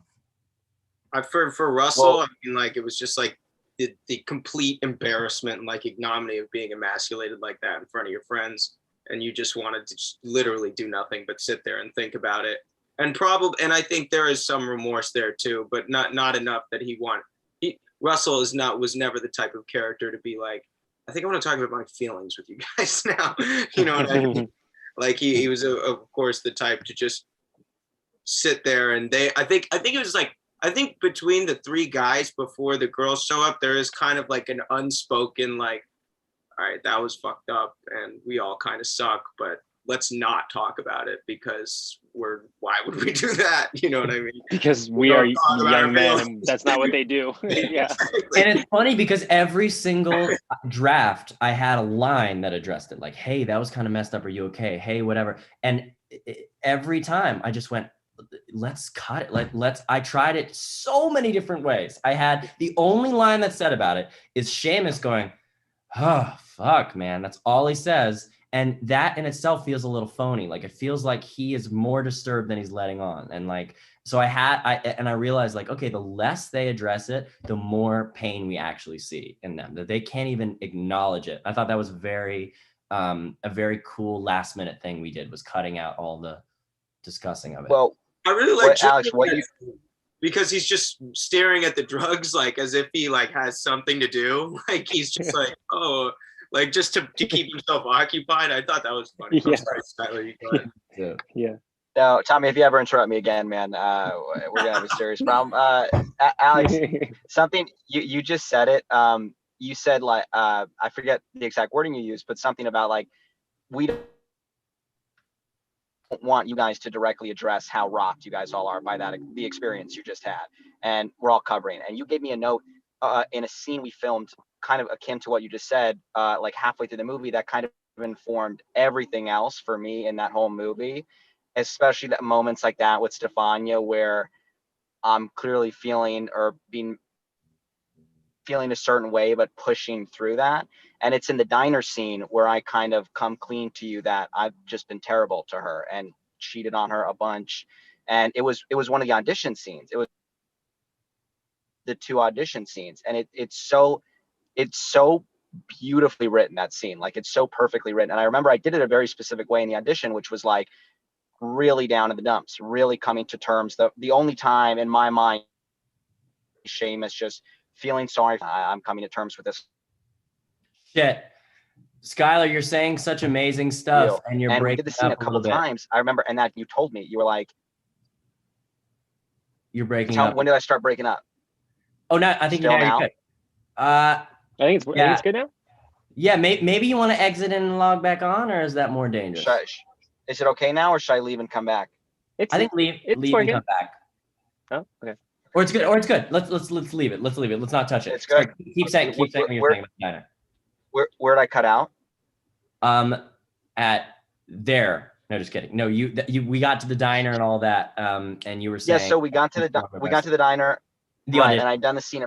I'd done it a very certain way in the audition where I was really feeling sorry for myself. Nothing there. No, not performative at all. And we did the scene a couple times, and you were like, dude, like I want to see one where like you're just laughing through all of that. Like you're smiling and joking about it. And that note, like for me, it was the first time you gave me a note where you said it, and I was like, wait, dude, like I pushed back. I was like, are you sure? Because I don't know. This feels like the one moment where we see, I don't know, some humanity in Seamus. And you were like, we're going to see the humanity if you don't feel sorry for yourself and you try to kind of perform through this pain and like laugh through this pain. It's going to be so much more powerful. I promise you. And that idea, and then you showed me the dailies later. You showed me the only time you let me see dailies, the version I had done and the version you told me to do. And I was like, damn, that's good directing, dude. And you were like, I know. But that idea kind of holds true for what you just said. And that informed everything throughout the rest of that movie, where anytime the inclination was to feel a certain way, it's always a more interesting choice to kind of pivot on that and right, and try to kind of play against that. And the other thing I was going to say, which this was kind of unrelated to what you said, but I thought I approached you like later that night or the next day, and I said to you, I was like, dude, I gotta ask. That was like the audition scene I sent in. It was like the big scene. And you're telling, like, in your mind, I made the complete wrong choice in the audition. How was I your guy? Because what you just told me is so against what I did in the audition. And you said something like, no, man, that was just like a choice, but it was like your essence, like you were the guy. And I thought that was so beautiful, like the idea of, as a director, seeing something and like the specific choice or the idea might not be right, but it doesn't matter because you're seeing the essence shine through. Yeah. Also, your manager didn't send that second scene, so I didn't see it. No, I'm just kidding. That one got lost. But yeah, in that scene with Stefania and in a lot of the other scenes where there was any kind of conflict, it's like to be fighting against what you're feeling and not brought. Thank you, man. I mean, that is the nicest compliment, because I feel that is really what this movie's about. Not all movies are about that, but this movie was about. I think there's a thing about young people. We really have this urge to, especially at that age, at the high school age, you really want to do everything except vulnerability, I think, like everything except real vulnerability. So you played vulnerability. Like there's a great, one of my favorite Seamus moments is when you go, when you're on the roof with me and you're like, no, man, that's his dad, like whatever. And it's really sweet, but there's just a part of it that feels a little invasive, that feels like not right. And I remember I told you like, no, don't let him off the hook. Like be a little too, it's really warm, but be like a little insensitive in that you're kind of forcing an intimate moment where Nick doesn't want to, he doesn't want to talk about that information.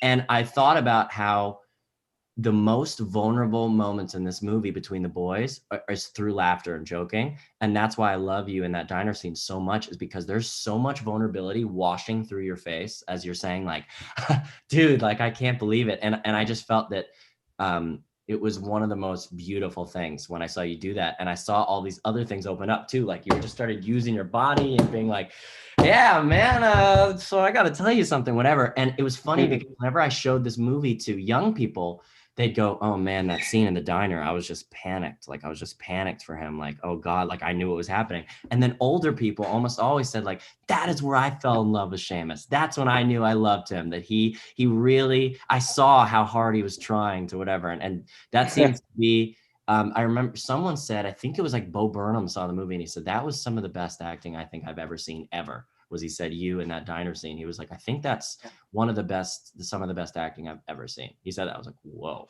I remember he said that about that. So that was cool. But yeah, man, that was all you. I just pointed you in a different direction. And honestly, I wrote it to be how you auditioned.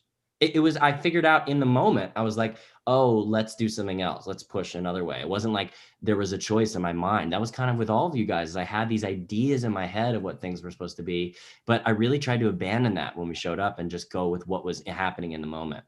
I actually want to go back and show just a little clip that's fun and kind of gets us on a fun note of something that I know was really fun to shoot.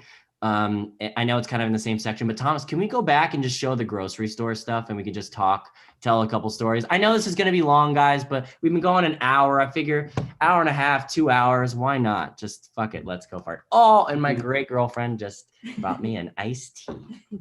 Thomas, is anybody in totally a rush to get out of here, or is this fun? I mean, we're in COVID, so we're just like locked inside. Like, I mean, there's not too much else we're doing, right?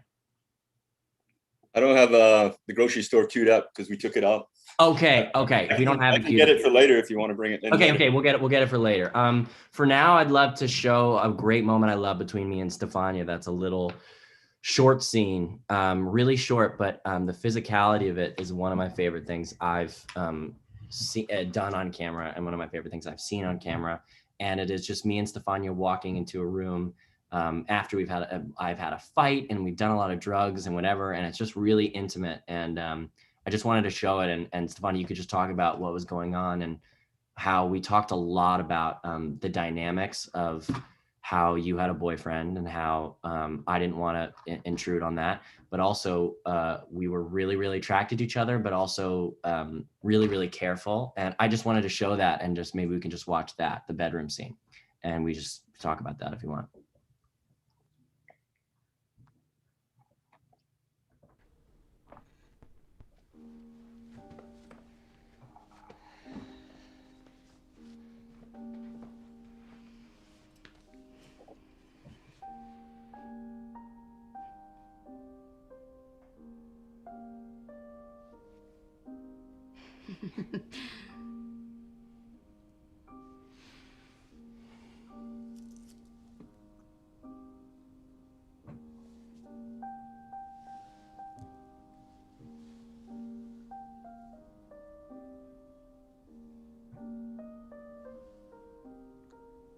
I like your tattoo. You do? Mm-hmm.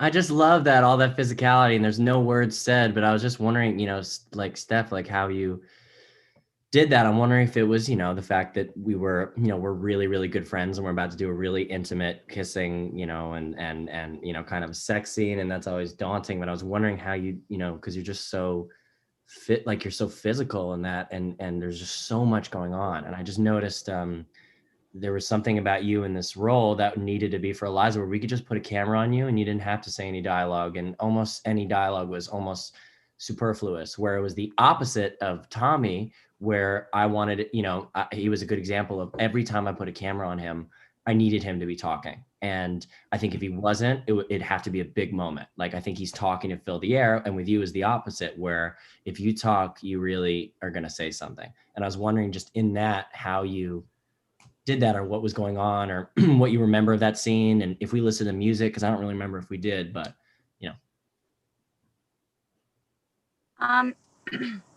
I think there was like multiple things, like because we had known each other for so long, there was like a comfortability that, you know, we kind of like went through some of those like blockages that kind of affect like intimacy on camera, and also just between like in a relationship in general.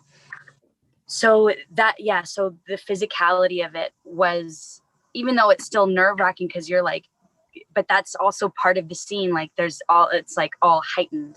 And then just like, you know, when you're experiencing like being with people for the first time and you're like trying to figure out, oh, is this like the right thing? And it's kind of like this like everything is just so alive, and each like moment, whether it's so simple as like just reaching out to like touch somebody's hand, it's like that, you know, that's just very real, you know. No, it just felt very real. So yeah. And then just the confusion of like, you know, being in another relationship, but then you like meet someone and then you're feeling something but you shouldn't be, and it's like, oh, and then because you're fighting it, it makes it even more intense. It's like yeah, so I think multiple things. And then because we had been filming for a while, and we were filming every day, it felt like we were just really in that world. Yeah. And so, yeah, it just. Uh-oh. Yeah, we lost it. Yeah, I felt the same way, that by that point it was like translation or something. It wasn't like we had to create anything. It was kind of like translation or something, you know, by that point. Like, but I was always just so impressed by all of you, with how little you needed to know, like how you guys kind of went, okay, I don't care where the camera is, if it's a close-up or it's not, like let's just do it, because you knew that I changed on a dime. Like a lot of these shots, and I think some of my favorite directors like Dardennes or Bergman, or you know, a lot of these things, a lot of these shots will have a close-up or go too wide that then pans around and changes, whatever. And with this movie, it was a lot of like, okay, this is a shot on Alex, but then it goes to Stefania, and then it goes, you know, it kind of moved around. So you guys were always kind of in it. And my lovely girlfriend has brought me a charger. I am going to plug my computer in. 1 second. Yeah, so that was always really cool. And I liked how like it almost felt like a play in that way, and that like we didn't know how much of the frame you were going to be in, but you just knew to grab my hand. And it's almost miraculous, that one moment, not to be totally like chatterboxy and technical geek, but like it's almost amazing. My hand is there and you cannot see my tattoo on my hand, and Stefania, with some otherworldly sense of where the frame was, just lifts my hand 3 inches so you can see the tattoo and goes, I like your tattoo. And there were moments like that where it was almost like we were all this organism, where we could just feel like where the camera was. Like even, I mean, it's almost miraculous, like in that freestyle rap scene with Tommy, like he would start rapping and then the camera perfectly goes to Skylar saying, you can't stop. It was almost just like this thing, we were all moving. And so that was just something that, oh, I loved, whatever. I thought it'd be fun if we go back and we watch the grocery store thing and we could talk about that as a really fun moment, again, not to just keep this too long, because I think we're running on about an hour and 19, but I'm hoping we have like a 2-hour hang. Like that's what I'm wanting. Hour and a half, 2-hour hang, because I've missed you guys, and we're in quarantine. A bunch of people have fucking nothing else to do. So so if we can do the grocery scene, I'd love, and we could just talk about it and talk about how fun, because this is felt like my personal triumph. There were many scenes of explosions and a lot of crying and whatever, but this sequence is to me my first directorial triumph of making this work and making this section sing and people laugh out loud, and feels like it's the moment where I go, oh my God, it's not a movie. This part's not a movie. This is whatever. And then I have a million things where I fucked up and I'm terrible and there's a lot of things, but there's this one section that I really like. So I'd love to just show this one little thing. We can just talk about it.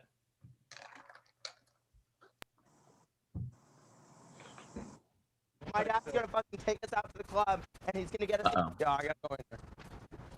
Can we start over, Thomas? I think we're having this technical difficulty. It happens sometimes. Fucking take us out to the club, and he's gonna get us some. Yeah, I gotta go in here. Yeah, I gotta grab some shit. Can I get like 2 packs of Magnums? A melon? No, not ultra thin. The ribbed ones. I like my bitches to feel it. Dude, what's up, dude? Yeah, I'll take the receipt too, dude. Some young melons. Some young melons. Dude, my fucking dad used to buy me melons all the fucking time when I was a kid. I'll take the Magnums. You can give him the smaller one. Oh, shit. Oh, fuck. Oh. Some young honeys. Fresh out. Fuck. Yo, fuck. Yo, motherfucker. Dude, Nick, you're not safe. You're not safe. No. Yo, shit. Yo, who's got it now, motherfucker? Your dad's gonna kill your dad. Some young honey, bro. Some young honey. Back once again, hello.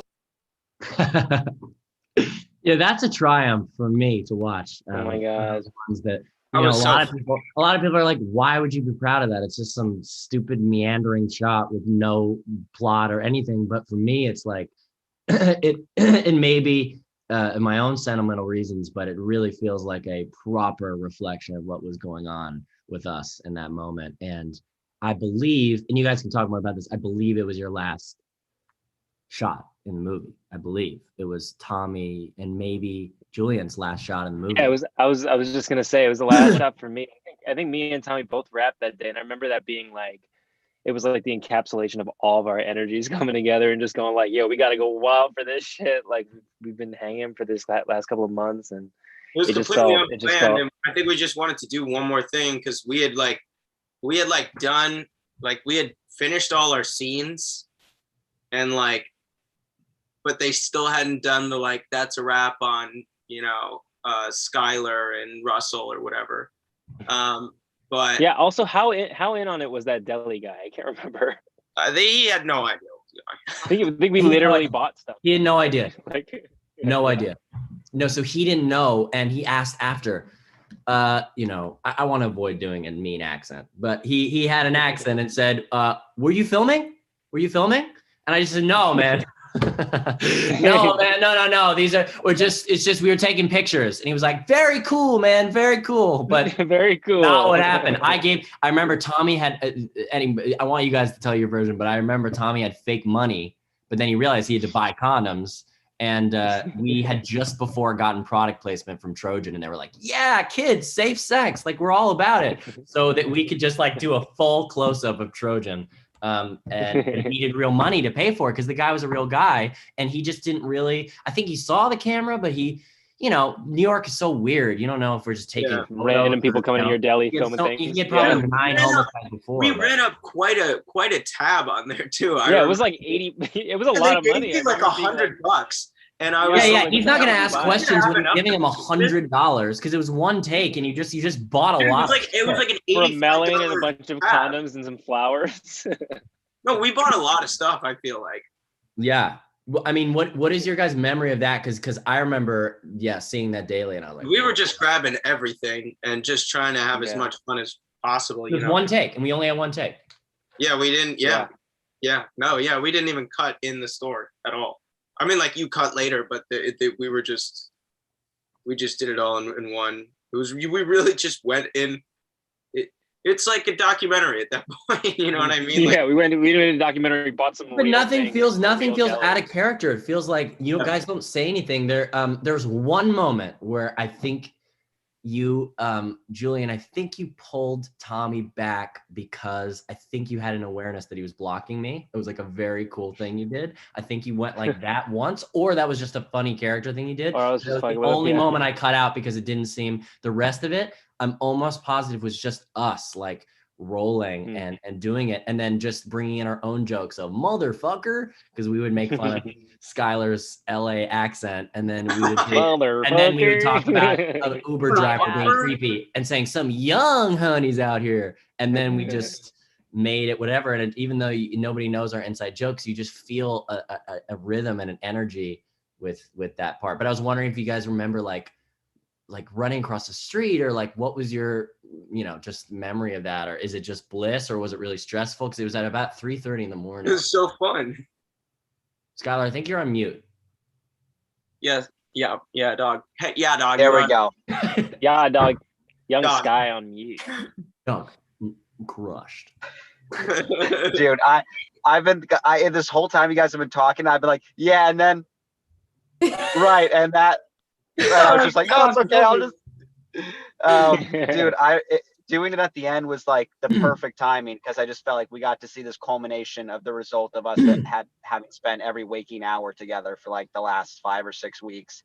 Just like you said, the amount, the things that you can't really like, you can't rush, you can't script, right? Like just kind of the inside jokes that had developed, and like all of those little things. And I remember like with that melon, it's also cool to see how it came together in editing, because that was no easy task, right? Because dude, that was like a 20-minute take in my mind. Like you were really documentary style, just filming us walking into the store, walking out of the store, running down the street, and to see it come together was so cool. I remember after the take, you were like looking at it and you were like, dude, why would you throw the watermelon up the one moment the camera was looking the other way? And I was like, I don't know, man. I was just in it. We were doing crazy stuff.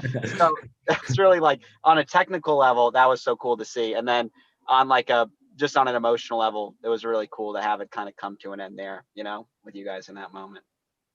I remember it was just such a beautiful, fun thing. That's my favorite scene in the movie. I think it's one of mine. It's one of mine too. So I really funny. like it. Before we get into questions or me, whatever, I want to show this. I think this is the last clip, right, Thomas, between me and Skylar? I have the one with Seamus. Yeah. Me and Seamus. At the end. Sorry, Thomas only goes by character names. He's method. Method style. He just didn't laugh at that. Thomas, I would love if you could play this clip, and it's one of my favorites, and we shot it really, really, really late at night.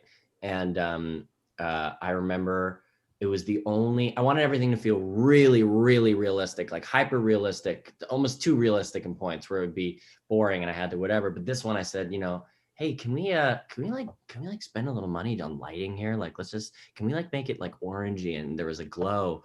And I don't know if you remember, Skylar, but I remember us walking out and like it felt so surreal and beautiful with Skylar is talking to somebody. I was just gushing. He's about to get arrested, I think. He's about to get arrested. But Skylar, I just remember with this one, the lighting, like, we walked out and it was like warm Christmas lighting, like on our faces. And I just remember walking out, it being so moving. So I want to play this clip, just a little thing. And, it's after all the dust that, he's kicked my ass, dislocated my jaw. There's been a lot of stuff that's gone down. And we just have this moment and it's not a total resolve and there's no real thing, but he knows I'm leaving forever and he's probably never going to see me again. So we have this nice little moment and it's always been moving for me to watch. Yeah, let's roll it.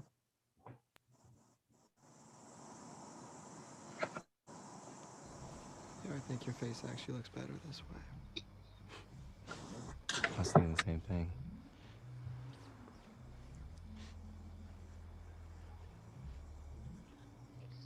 I'm sure you heard Eliza broke up with me. No, I didn't.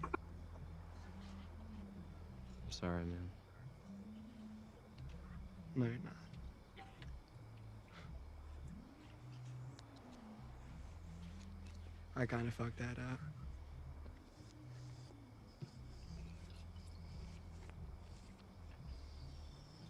I honestly just hope she ends up happy. Yeah, me too. It's mad awkward tonight, though.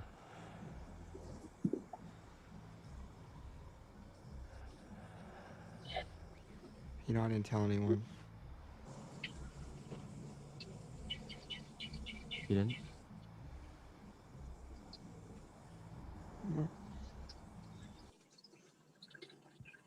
Oh, Skylar, I love that little. So good. He goes, nope. Dude, I mean, You remember how you got there? I don't know how you got. I don't remember. I think we did a couple takes. We did a couple takes, nothing else. And I was wondering how you. There's just even something in your voice. There's just something, like it just reminds me of like Brando or something. Just the way you can barely get it out. You can barely say it, and you don't exactly know what to say. And I think that on paper it was hard to buy that Seamus would forgive Nick after all that he's been through. But somehow the way you did it, I totally buy. And I don't feel like he's totally forgiven him. I feel that he's piecing it together and he's doing the math in his head of, okay, I'm going to decide to be over this a little bit. And I realized that I'm kind of a hypocrite, whatever. And I was just wondering how you justified that, because we did a lot of script changes on the day and fixing that up. But even with your voice, no, I just don't know how I just feel like I'm watching a magic trick in that scene with you. Well, dude, firstly, thank you, man. That's very kind. I know all these answers seem to keep deflecting into compliments towards you, but I mean, the truth is, like, I feel like the litmus test for good writing or just something that clicks for you is sometimes it sounds simple, but memorizing lines can be a real challenge. Sometimes just the way a scene flows and goes, it's weird to piece together, and you find yourself forgetting and going back.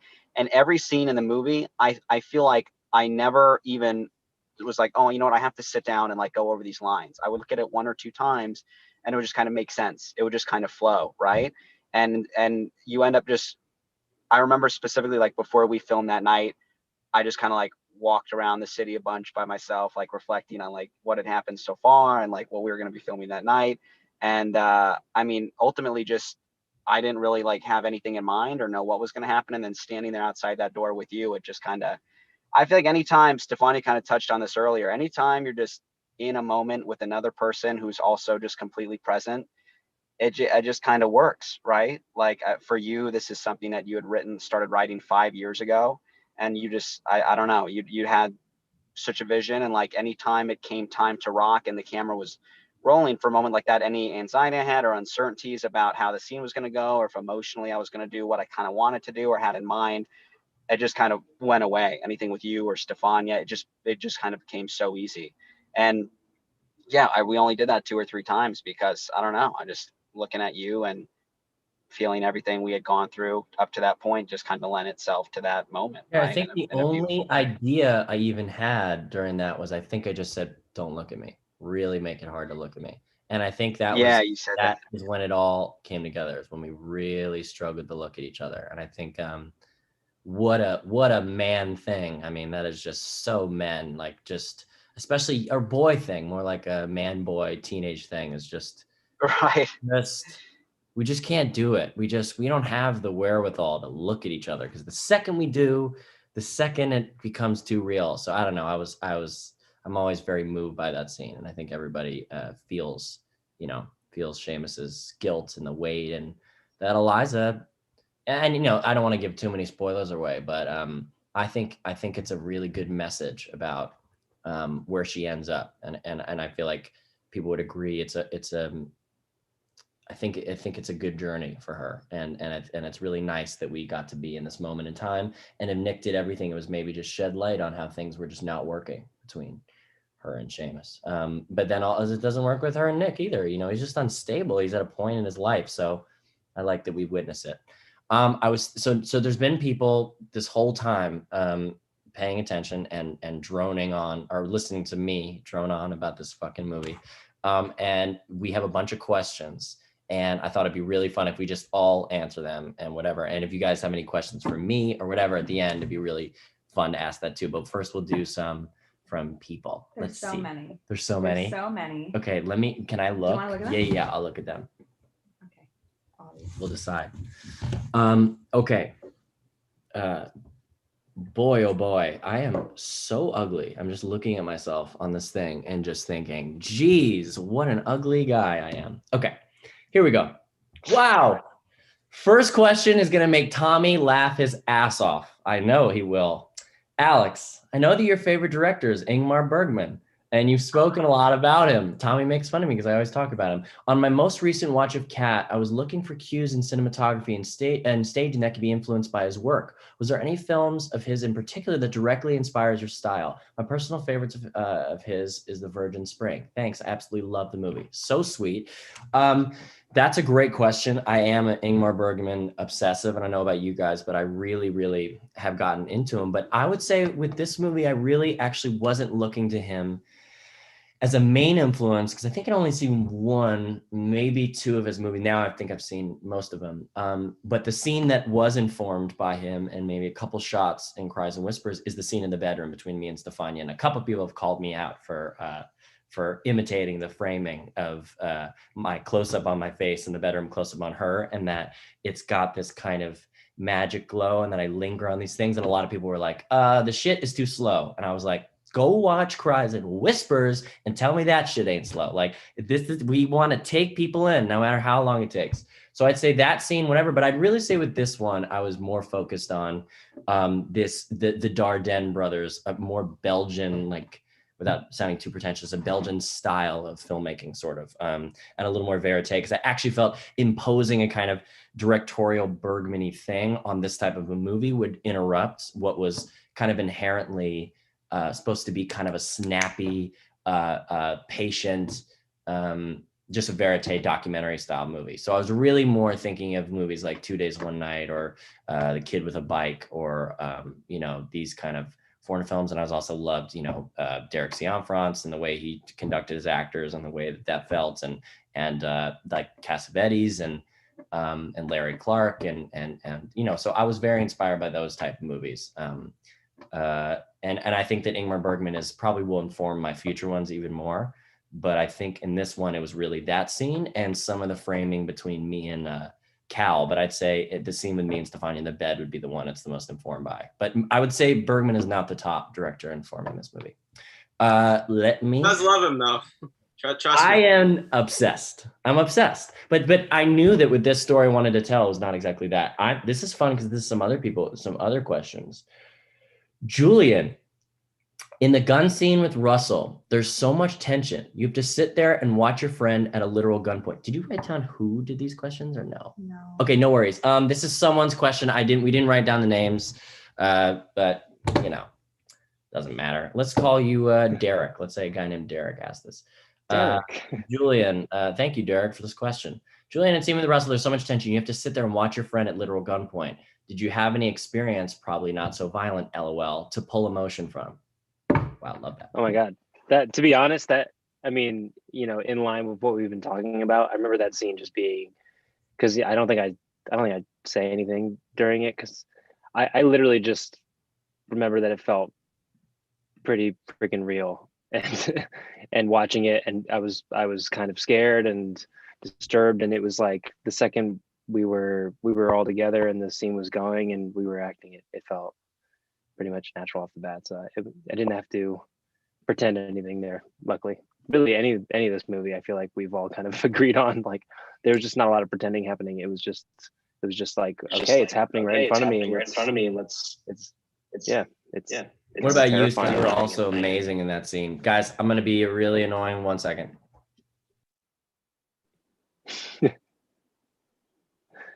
He's gone.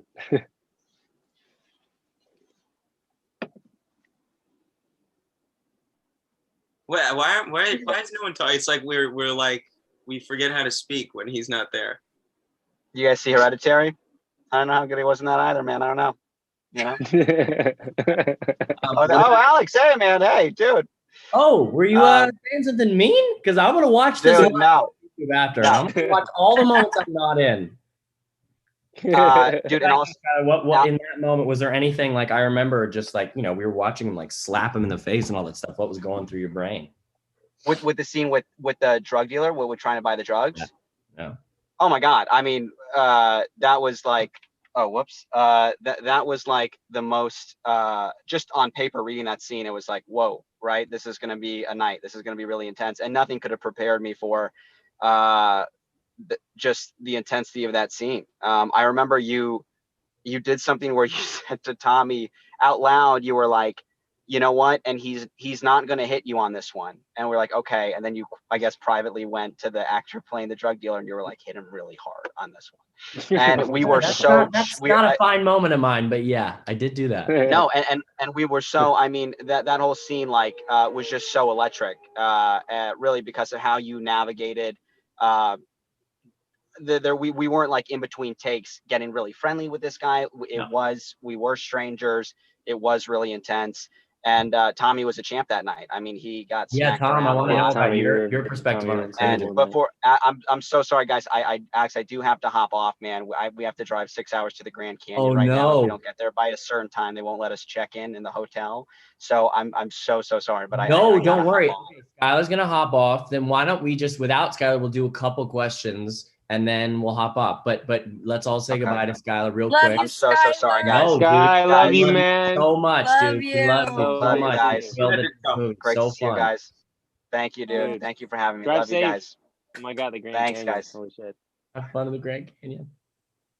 Nice. And are you guys cool to? Oh God, there he is. He's back. Are you guys cool? We'll answer Like just a little a couple undershot more. for like a couple I of just want to seconds. make sure. I just want to make sure some of the people get to ask the questions. I know I've drawn this out. You could see that my movie was 3.5 hours the first cut, but because I like things that are long. But that's what she said. Okay, let's do some other questions. Okay. Tommy Nelson we already just did that. Okay, Tommy Nelson was. All right, let's do it. Tommy Nelson, was your role difficult to play? I was definitely nervous about it, and I think it was kind of hard. But after, it's interesting. We were just talking about the drug dealer scene, and that was actually supposed to be like the second night of shooting, and I don't know. Do you remember? You remember that, right, Alex? No idea what day. It was all big blur. Dude, get this. That was supposed to be like night 2, and had that happened, I mean, I would have ruined the film. No, it would have been so hard for me. I think that it all really worked out really well because I got to like, I knew what I wanted to do with the character, and I kind of based it off of like kids that I knew in high school, and also just talking to Alex about what his experience like going to high school in New York is like.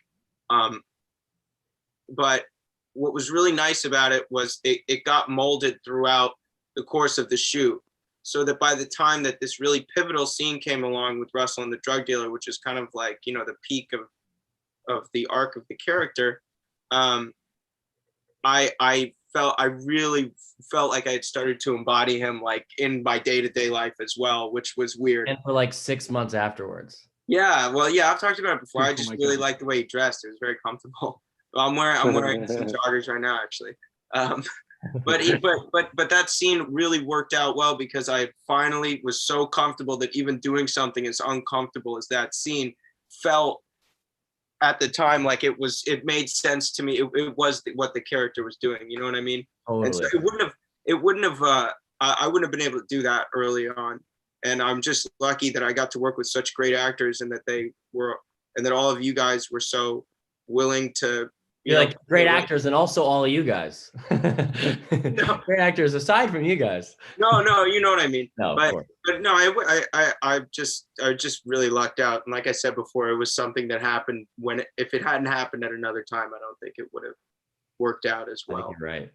You know. Okay, Stefania, when you were comforting Nick as he was crying about his father in bed, were you able to pull emotion from experience? It's such a raw scene, one of my favorites. Thank you so much, whoever says that. Definitely. I feel like when anyone's in pain like I can really feel, I feel it. And so, yeah, when you're there and you're listening and someone's going through something, it's really, it's painful for you as well. And you don't want to make it about you, but like we're all beings that, give and take energy from each other. So yeah, it was like sad and hard to watch. And for sure, I definitely take a lot from past experiences with a lot of acting in general. And yeah, and it definitely helps for kind of tougher scenes like that. But yeah. That scene. Unbelievable. Just unbelievable. It's really your scene. I had a version of the movie where it was on you for 90% of the scene. And then someone was like, yo, we do want to see like you talking. I was like, okay, I'll put my close to it. But it was one of those things where I was like, I could just watch her react to the whole thing. It was kind of my favorite part. Is there going to be a sequel or some idea of it? Would you guys do a sequel? And should we do it in Mexico? That's what they're saying.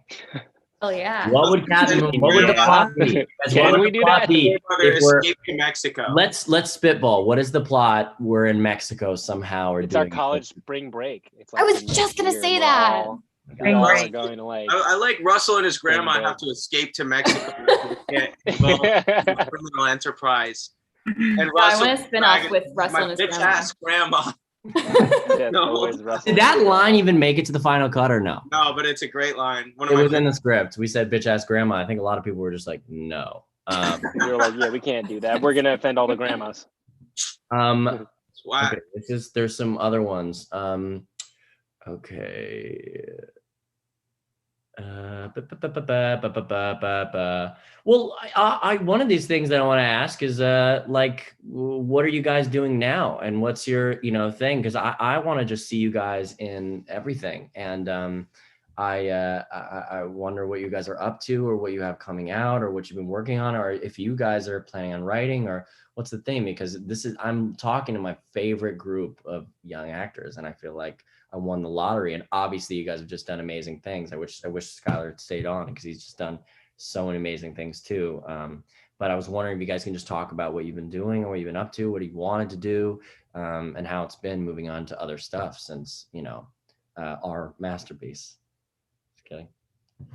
It's not, but it's true. It was a masterpiece. I mean, I haven't filmed anything. I haven't filmed anything like that since. I've been lucky and fortunate enough to do a lot of really cool, fun things. Like I did Better Call Saul, and that was really amazing. But I haven't gotten to bond with the cast the way that I did with you guys. And I don't know. Since then, it was just a very unique experience. And I got to say, Alex, like you're. It's just the way that you handled yourself during this whole thing, and the way that you were able to put up such good work at such a young age and work so hard is just really inspiring. And I hope that I can do a fraction of what you did on this movie one day. And you should really be proud of yourself, man. Yeah, man. I totally agree. Are you gonna direct another film soon? Is he frozen? I think he might be frozen. Yeah. I hope he heard what I said. No. He didn't hear. He heard. Yeah, he just left. So nice, like, too. I'm over it. Imagine, yeah, maybe it's just like, I'm sick of all the compliments. He's like, I'm sick of this shit. I know he's got to come back on, right? Yeah. He's like, what are you guys doing? See you later. It's like, what are you guys up to? I'm actually out of here. I hope his like computer didn't die or something. So next week, do you guys want to do the Mexico Cat in the Moon movie? We gonna do that? Oh, for sure. Yeah, without Alex this time. We'll just go. You guys, we have to do some kind of reunion. I missed you guys. I know. I know. Where are you? It's over and we can actually see each other. I'm in New Zealand. I'm traveling to South Island and just going on my own, just seeing where life takes me. Just taking a break from everything. For everybody who's watching, Stefania is in her incredible van driving around New Zealand. They don't have COVID there either, which is incredible. I was about to say, what's it like? Is there just you don't have to worry about that? They just don't wear masks. I just went to I went to a 7-day festival and I ended up staying for like 10 days. Yeah, we're not doing that over here.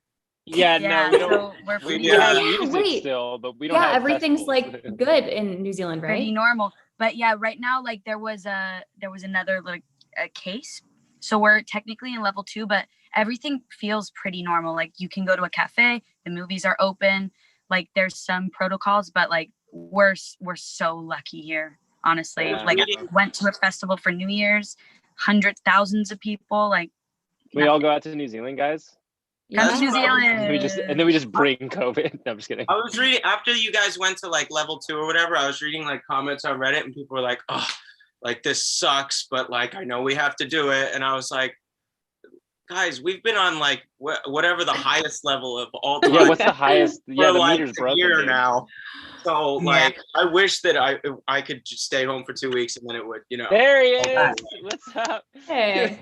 I've been Tommy listening to that. compliments you and then I've you been listening leave. to you guys. I didn't hear any compliments. I just heard COVID talk. But I did my whole big thing about how I said if I could do a fraction of what you did on this movie, I would be happy. So that's what I would like to do. dude, one that day. was fun to tune off and whatever and to listen and it was fun to talk about COVID, but I'm just selfishly gonna totally pivot back to the movie and not talk about COVID because all I do is talk about COVID. And I'm like, not talking about COVID. Heard you guys talking about it. I was like, I can't talk about it. Hey, COVID. I want to pretend it's not there. Okay, there's a lot of stuff. Funny questions. There's one that's really funny that says, I love the movie. Is David Levy have an appearance in the movie? He's in Boots and he's in Cat in the Moon. Is he? And I'm like, yes, he is. Oh, is he going to be in every single he movie? Is in Yes. it. He does have an appearance, and he's going to be in every single thing I do. He's going to do a little. He's in Nat's thing too, I think. Yeah. Oh, by the way, yeah, Olivia Borenwing. Well, my brother stole Olivia Borenwing from me. And Olivia Borenwing did my brother's amazing short film, Youngest, and she is amazing. Oh yeah. And yes, I want to hear you guys. When I cut out, I was asking you guys what you've been up to, and what's been going on in your life. And I just said one of them is Youngest.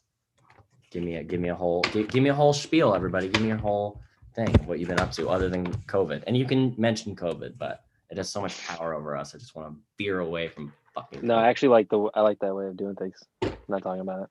COVID doesn't exist. I'll go since we were talking about Youngest. So that's coming. I don't know what's happening with that, honestly. I think he's waiting to hear back from Tribeca. So fingers crossed for that.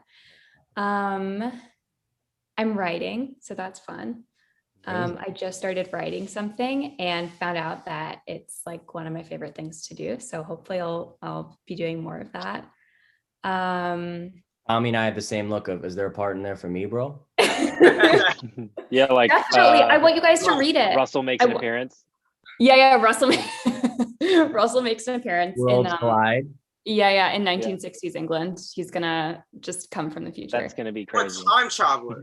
Yeah, Russell, the time traveler. Love that, time traveler. So that's mostly what I've been doing. I did something for HBO, and they're doing like, I don't know if I'm allowed to talk about it actually. It has to do with CGI. Jeez. Has to do with what? CGI. Say. So you probably won't see me much. You are a turtle. You're playing a turtle. That's it. Yeah. That's exactly it. What about you guys? CGI turtle. CGI. Anybody else doing CGI turtles? I wish. Oh yeah, I wish too. Are you doing animation? Are you not allowed to talk about an animation you're doing? It's not animation. I don't know what. Yeah. Just blink if you're doing if you're playing a turtle in an HBO show. Blink once if you're playing a turtle. Blink once if you're playing a turtle in an turtle, HBO actually. A lurtle. Oh yeah. A lurtle. They just put a backpack on me. And Fucking Julian, you had a really cool movie. You're doing a really cool movie. I just saw a picture from it that is so cool, where you're like, a movie I shot like right after Cat in the Moon, where I play the opposite of Skylar, which is I play Percy Shelley, this like English poet from the 1800s. That movie just came out on Shudder, and I'm really happy with how it came out, and it's been cool. And during the virus, which shall not be named, I've been working a lot on music, and our boy Justice, I've been producing a song of his. So he has a single coming out in a couple of weeks, and me and him have been doing this kind of duo thing. Julian so has there's my going to be favorite. Julian has one of the most beautiful voices I've ever heard, and his music is so good. His music is unbelievable. Dude, coming from you, I thank you. And I've just been like, yeah, this is like my little home studio. So yeah, this last year I've been just like writing and recording music. I composed some music for a BLM documentary and some cool podcast stuff. And I've just been trying to, you know, I in some ways, like I always wanted to be a movie script writer, but I found that the writing thing, like, yeah, you know, you found that in your film, and you're such a great writer with obviously with Cat in the Moon and with everything else that I'm excited you're going to be doing soon. And I feel like I got to hit a little bit of that bug with writing music. So it's been really. What's your name? Really what's your name online again? Tarun. Yeah. Yeah, it's like everybody's got to check it out. It's just so good. His music is really Tarune. Check it out. I always listen to him when I'm not feeling good or when I'm feeling good. Tomorrow is oh my god, dude, that song.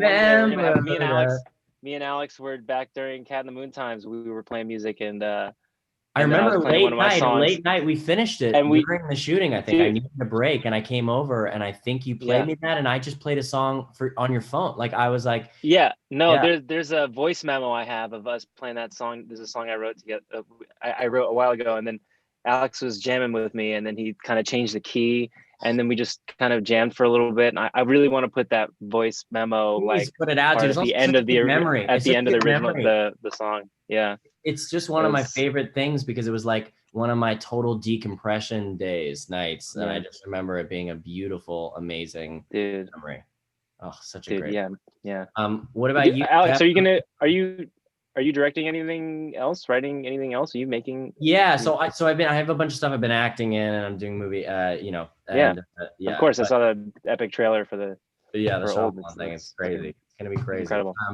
But yeah, and then I wrote another script that I'll not talk about yet, but it's kind of going, and so it's gonna be a thing. It's kind of a smaller story that as an actor that I really love is attached to it, so I'm really excited. Kind of a female-driven drama that is kind of weird and magical, and definitely more Bergman for the Bergman fans. Definitely more Bergman. Hell yeah, dude. Last, and a little more, I think a little more in that vein, and a little more Fellini, kind of a little weirder. But I'm excited about it. So that'll be the next thing that I direct. But I'm acting in a lot of stuff before then and stuff. But what about you, Steffi and Tommy? I want to hear all the stuff because you guys have been crushing it too.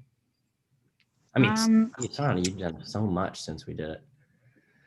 I'm excited about one that I filmed after Cat in the Moon. It was a bit after, but it's called Paper Spiders, and we just got distribution. So it's an independent film. Not quite sure where exactly, but I know that's all happening right now. I'm kind of bad with keeping up with information about what comes out when or where. But yeah, it's called Paper Spiders. I feel really passionate about that one. And I just finished filming a show called blank. See, like my mind is like, you remember the name?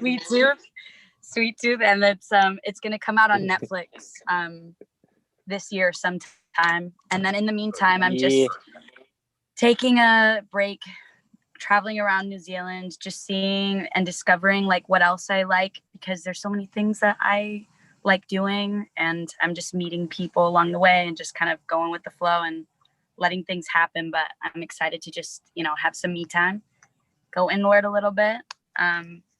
So that's me for now, and kind of just open to whatever comes at me. That's awesome. I kind of did my thing while you were cutting out, but I will also say I may or may not be reuniting with one of the co-stars from this movie in something soon that I'm doing, and you know what I'm talking about. I don't know if I'm supposed to say anything about it, so I don't want to say what it is, but I'm gonna go film that in like a couple weeks, so that should be fun. I don't know. Oh, yes. Sorry. Duh. What the hell am I? Yes. Yeah. There's something big. You come on. You can say it, right? I could probably. I don't know if I don't Tell know. us. I haven't had to like. Righteous Gemstones. I'm doing the right. Tyler. Gemstones with. Sorry, COVID.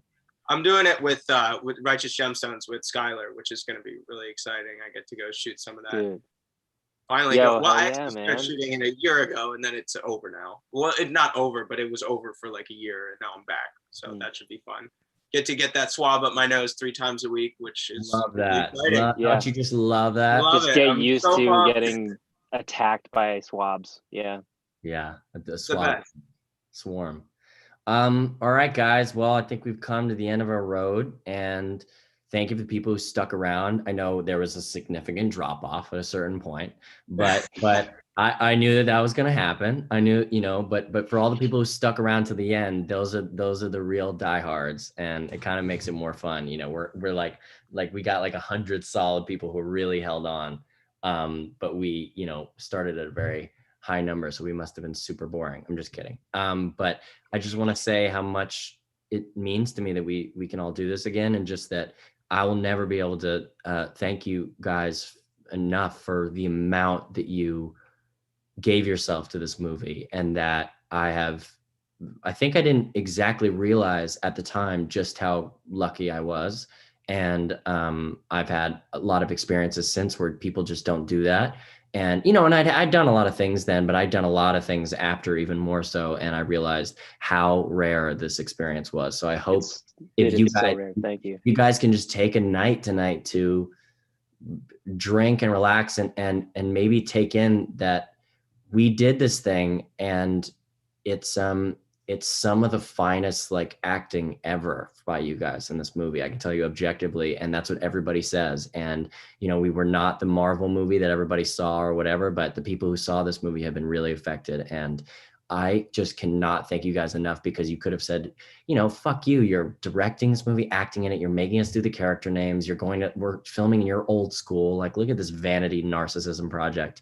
And instead you went, no, let's completely go in, let's go the opposite way, let's bury ourselves under the water of Cat in the Moon. And I will never be able to properly thank you guys, and I just love you so much, and I promise you will get paid soon for the movie. No, I'm just kidding.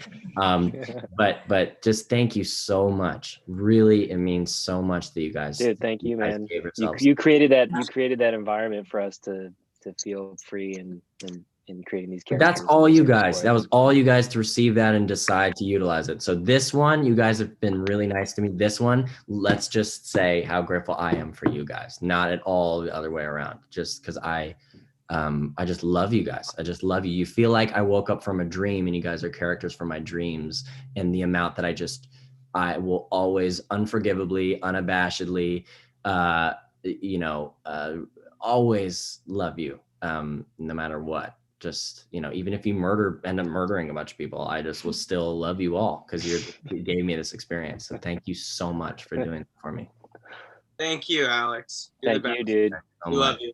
Yeah, thank you. Love you. Love you, dude. Love you guys. Bye. Thanks for watching, whoever watched. Thanks for watching, whoever fucking watched. Yeah, thank you. All right. Love you.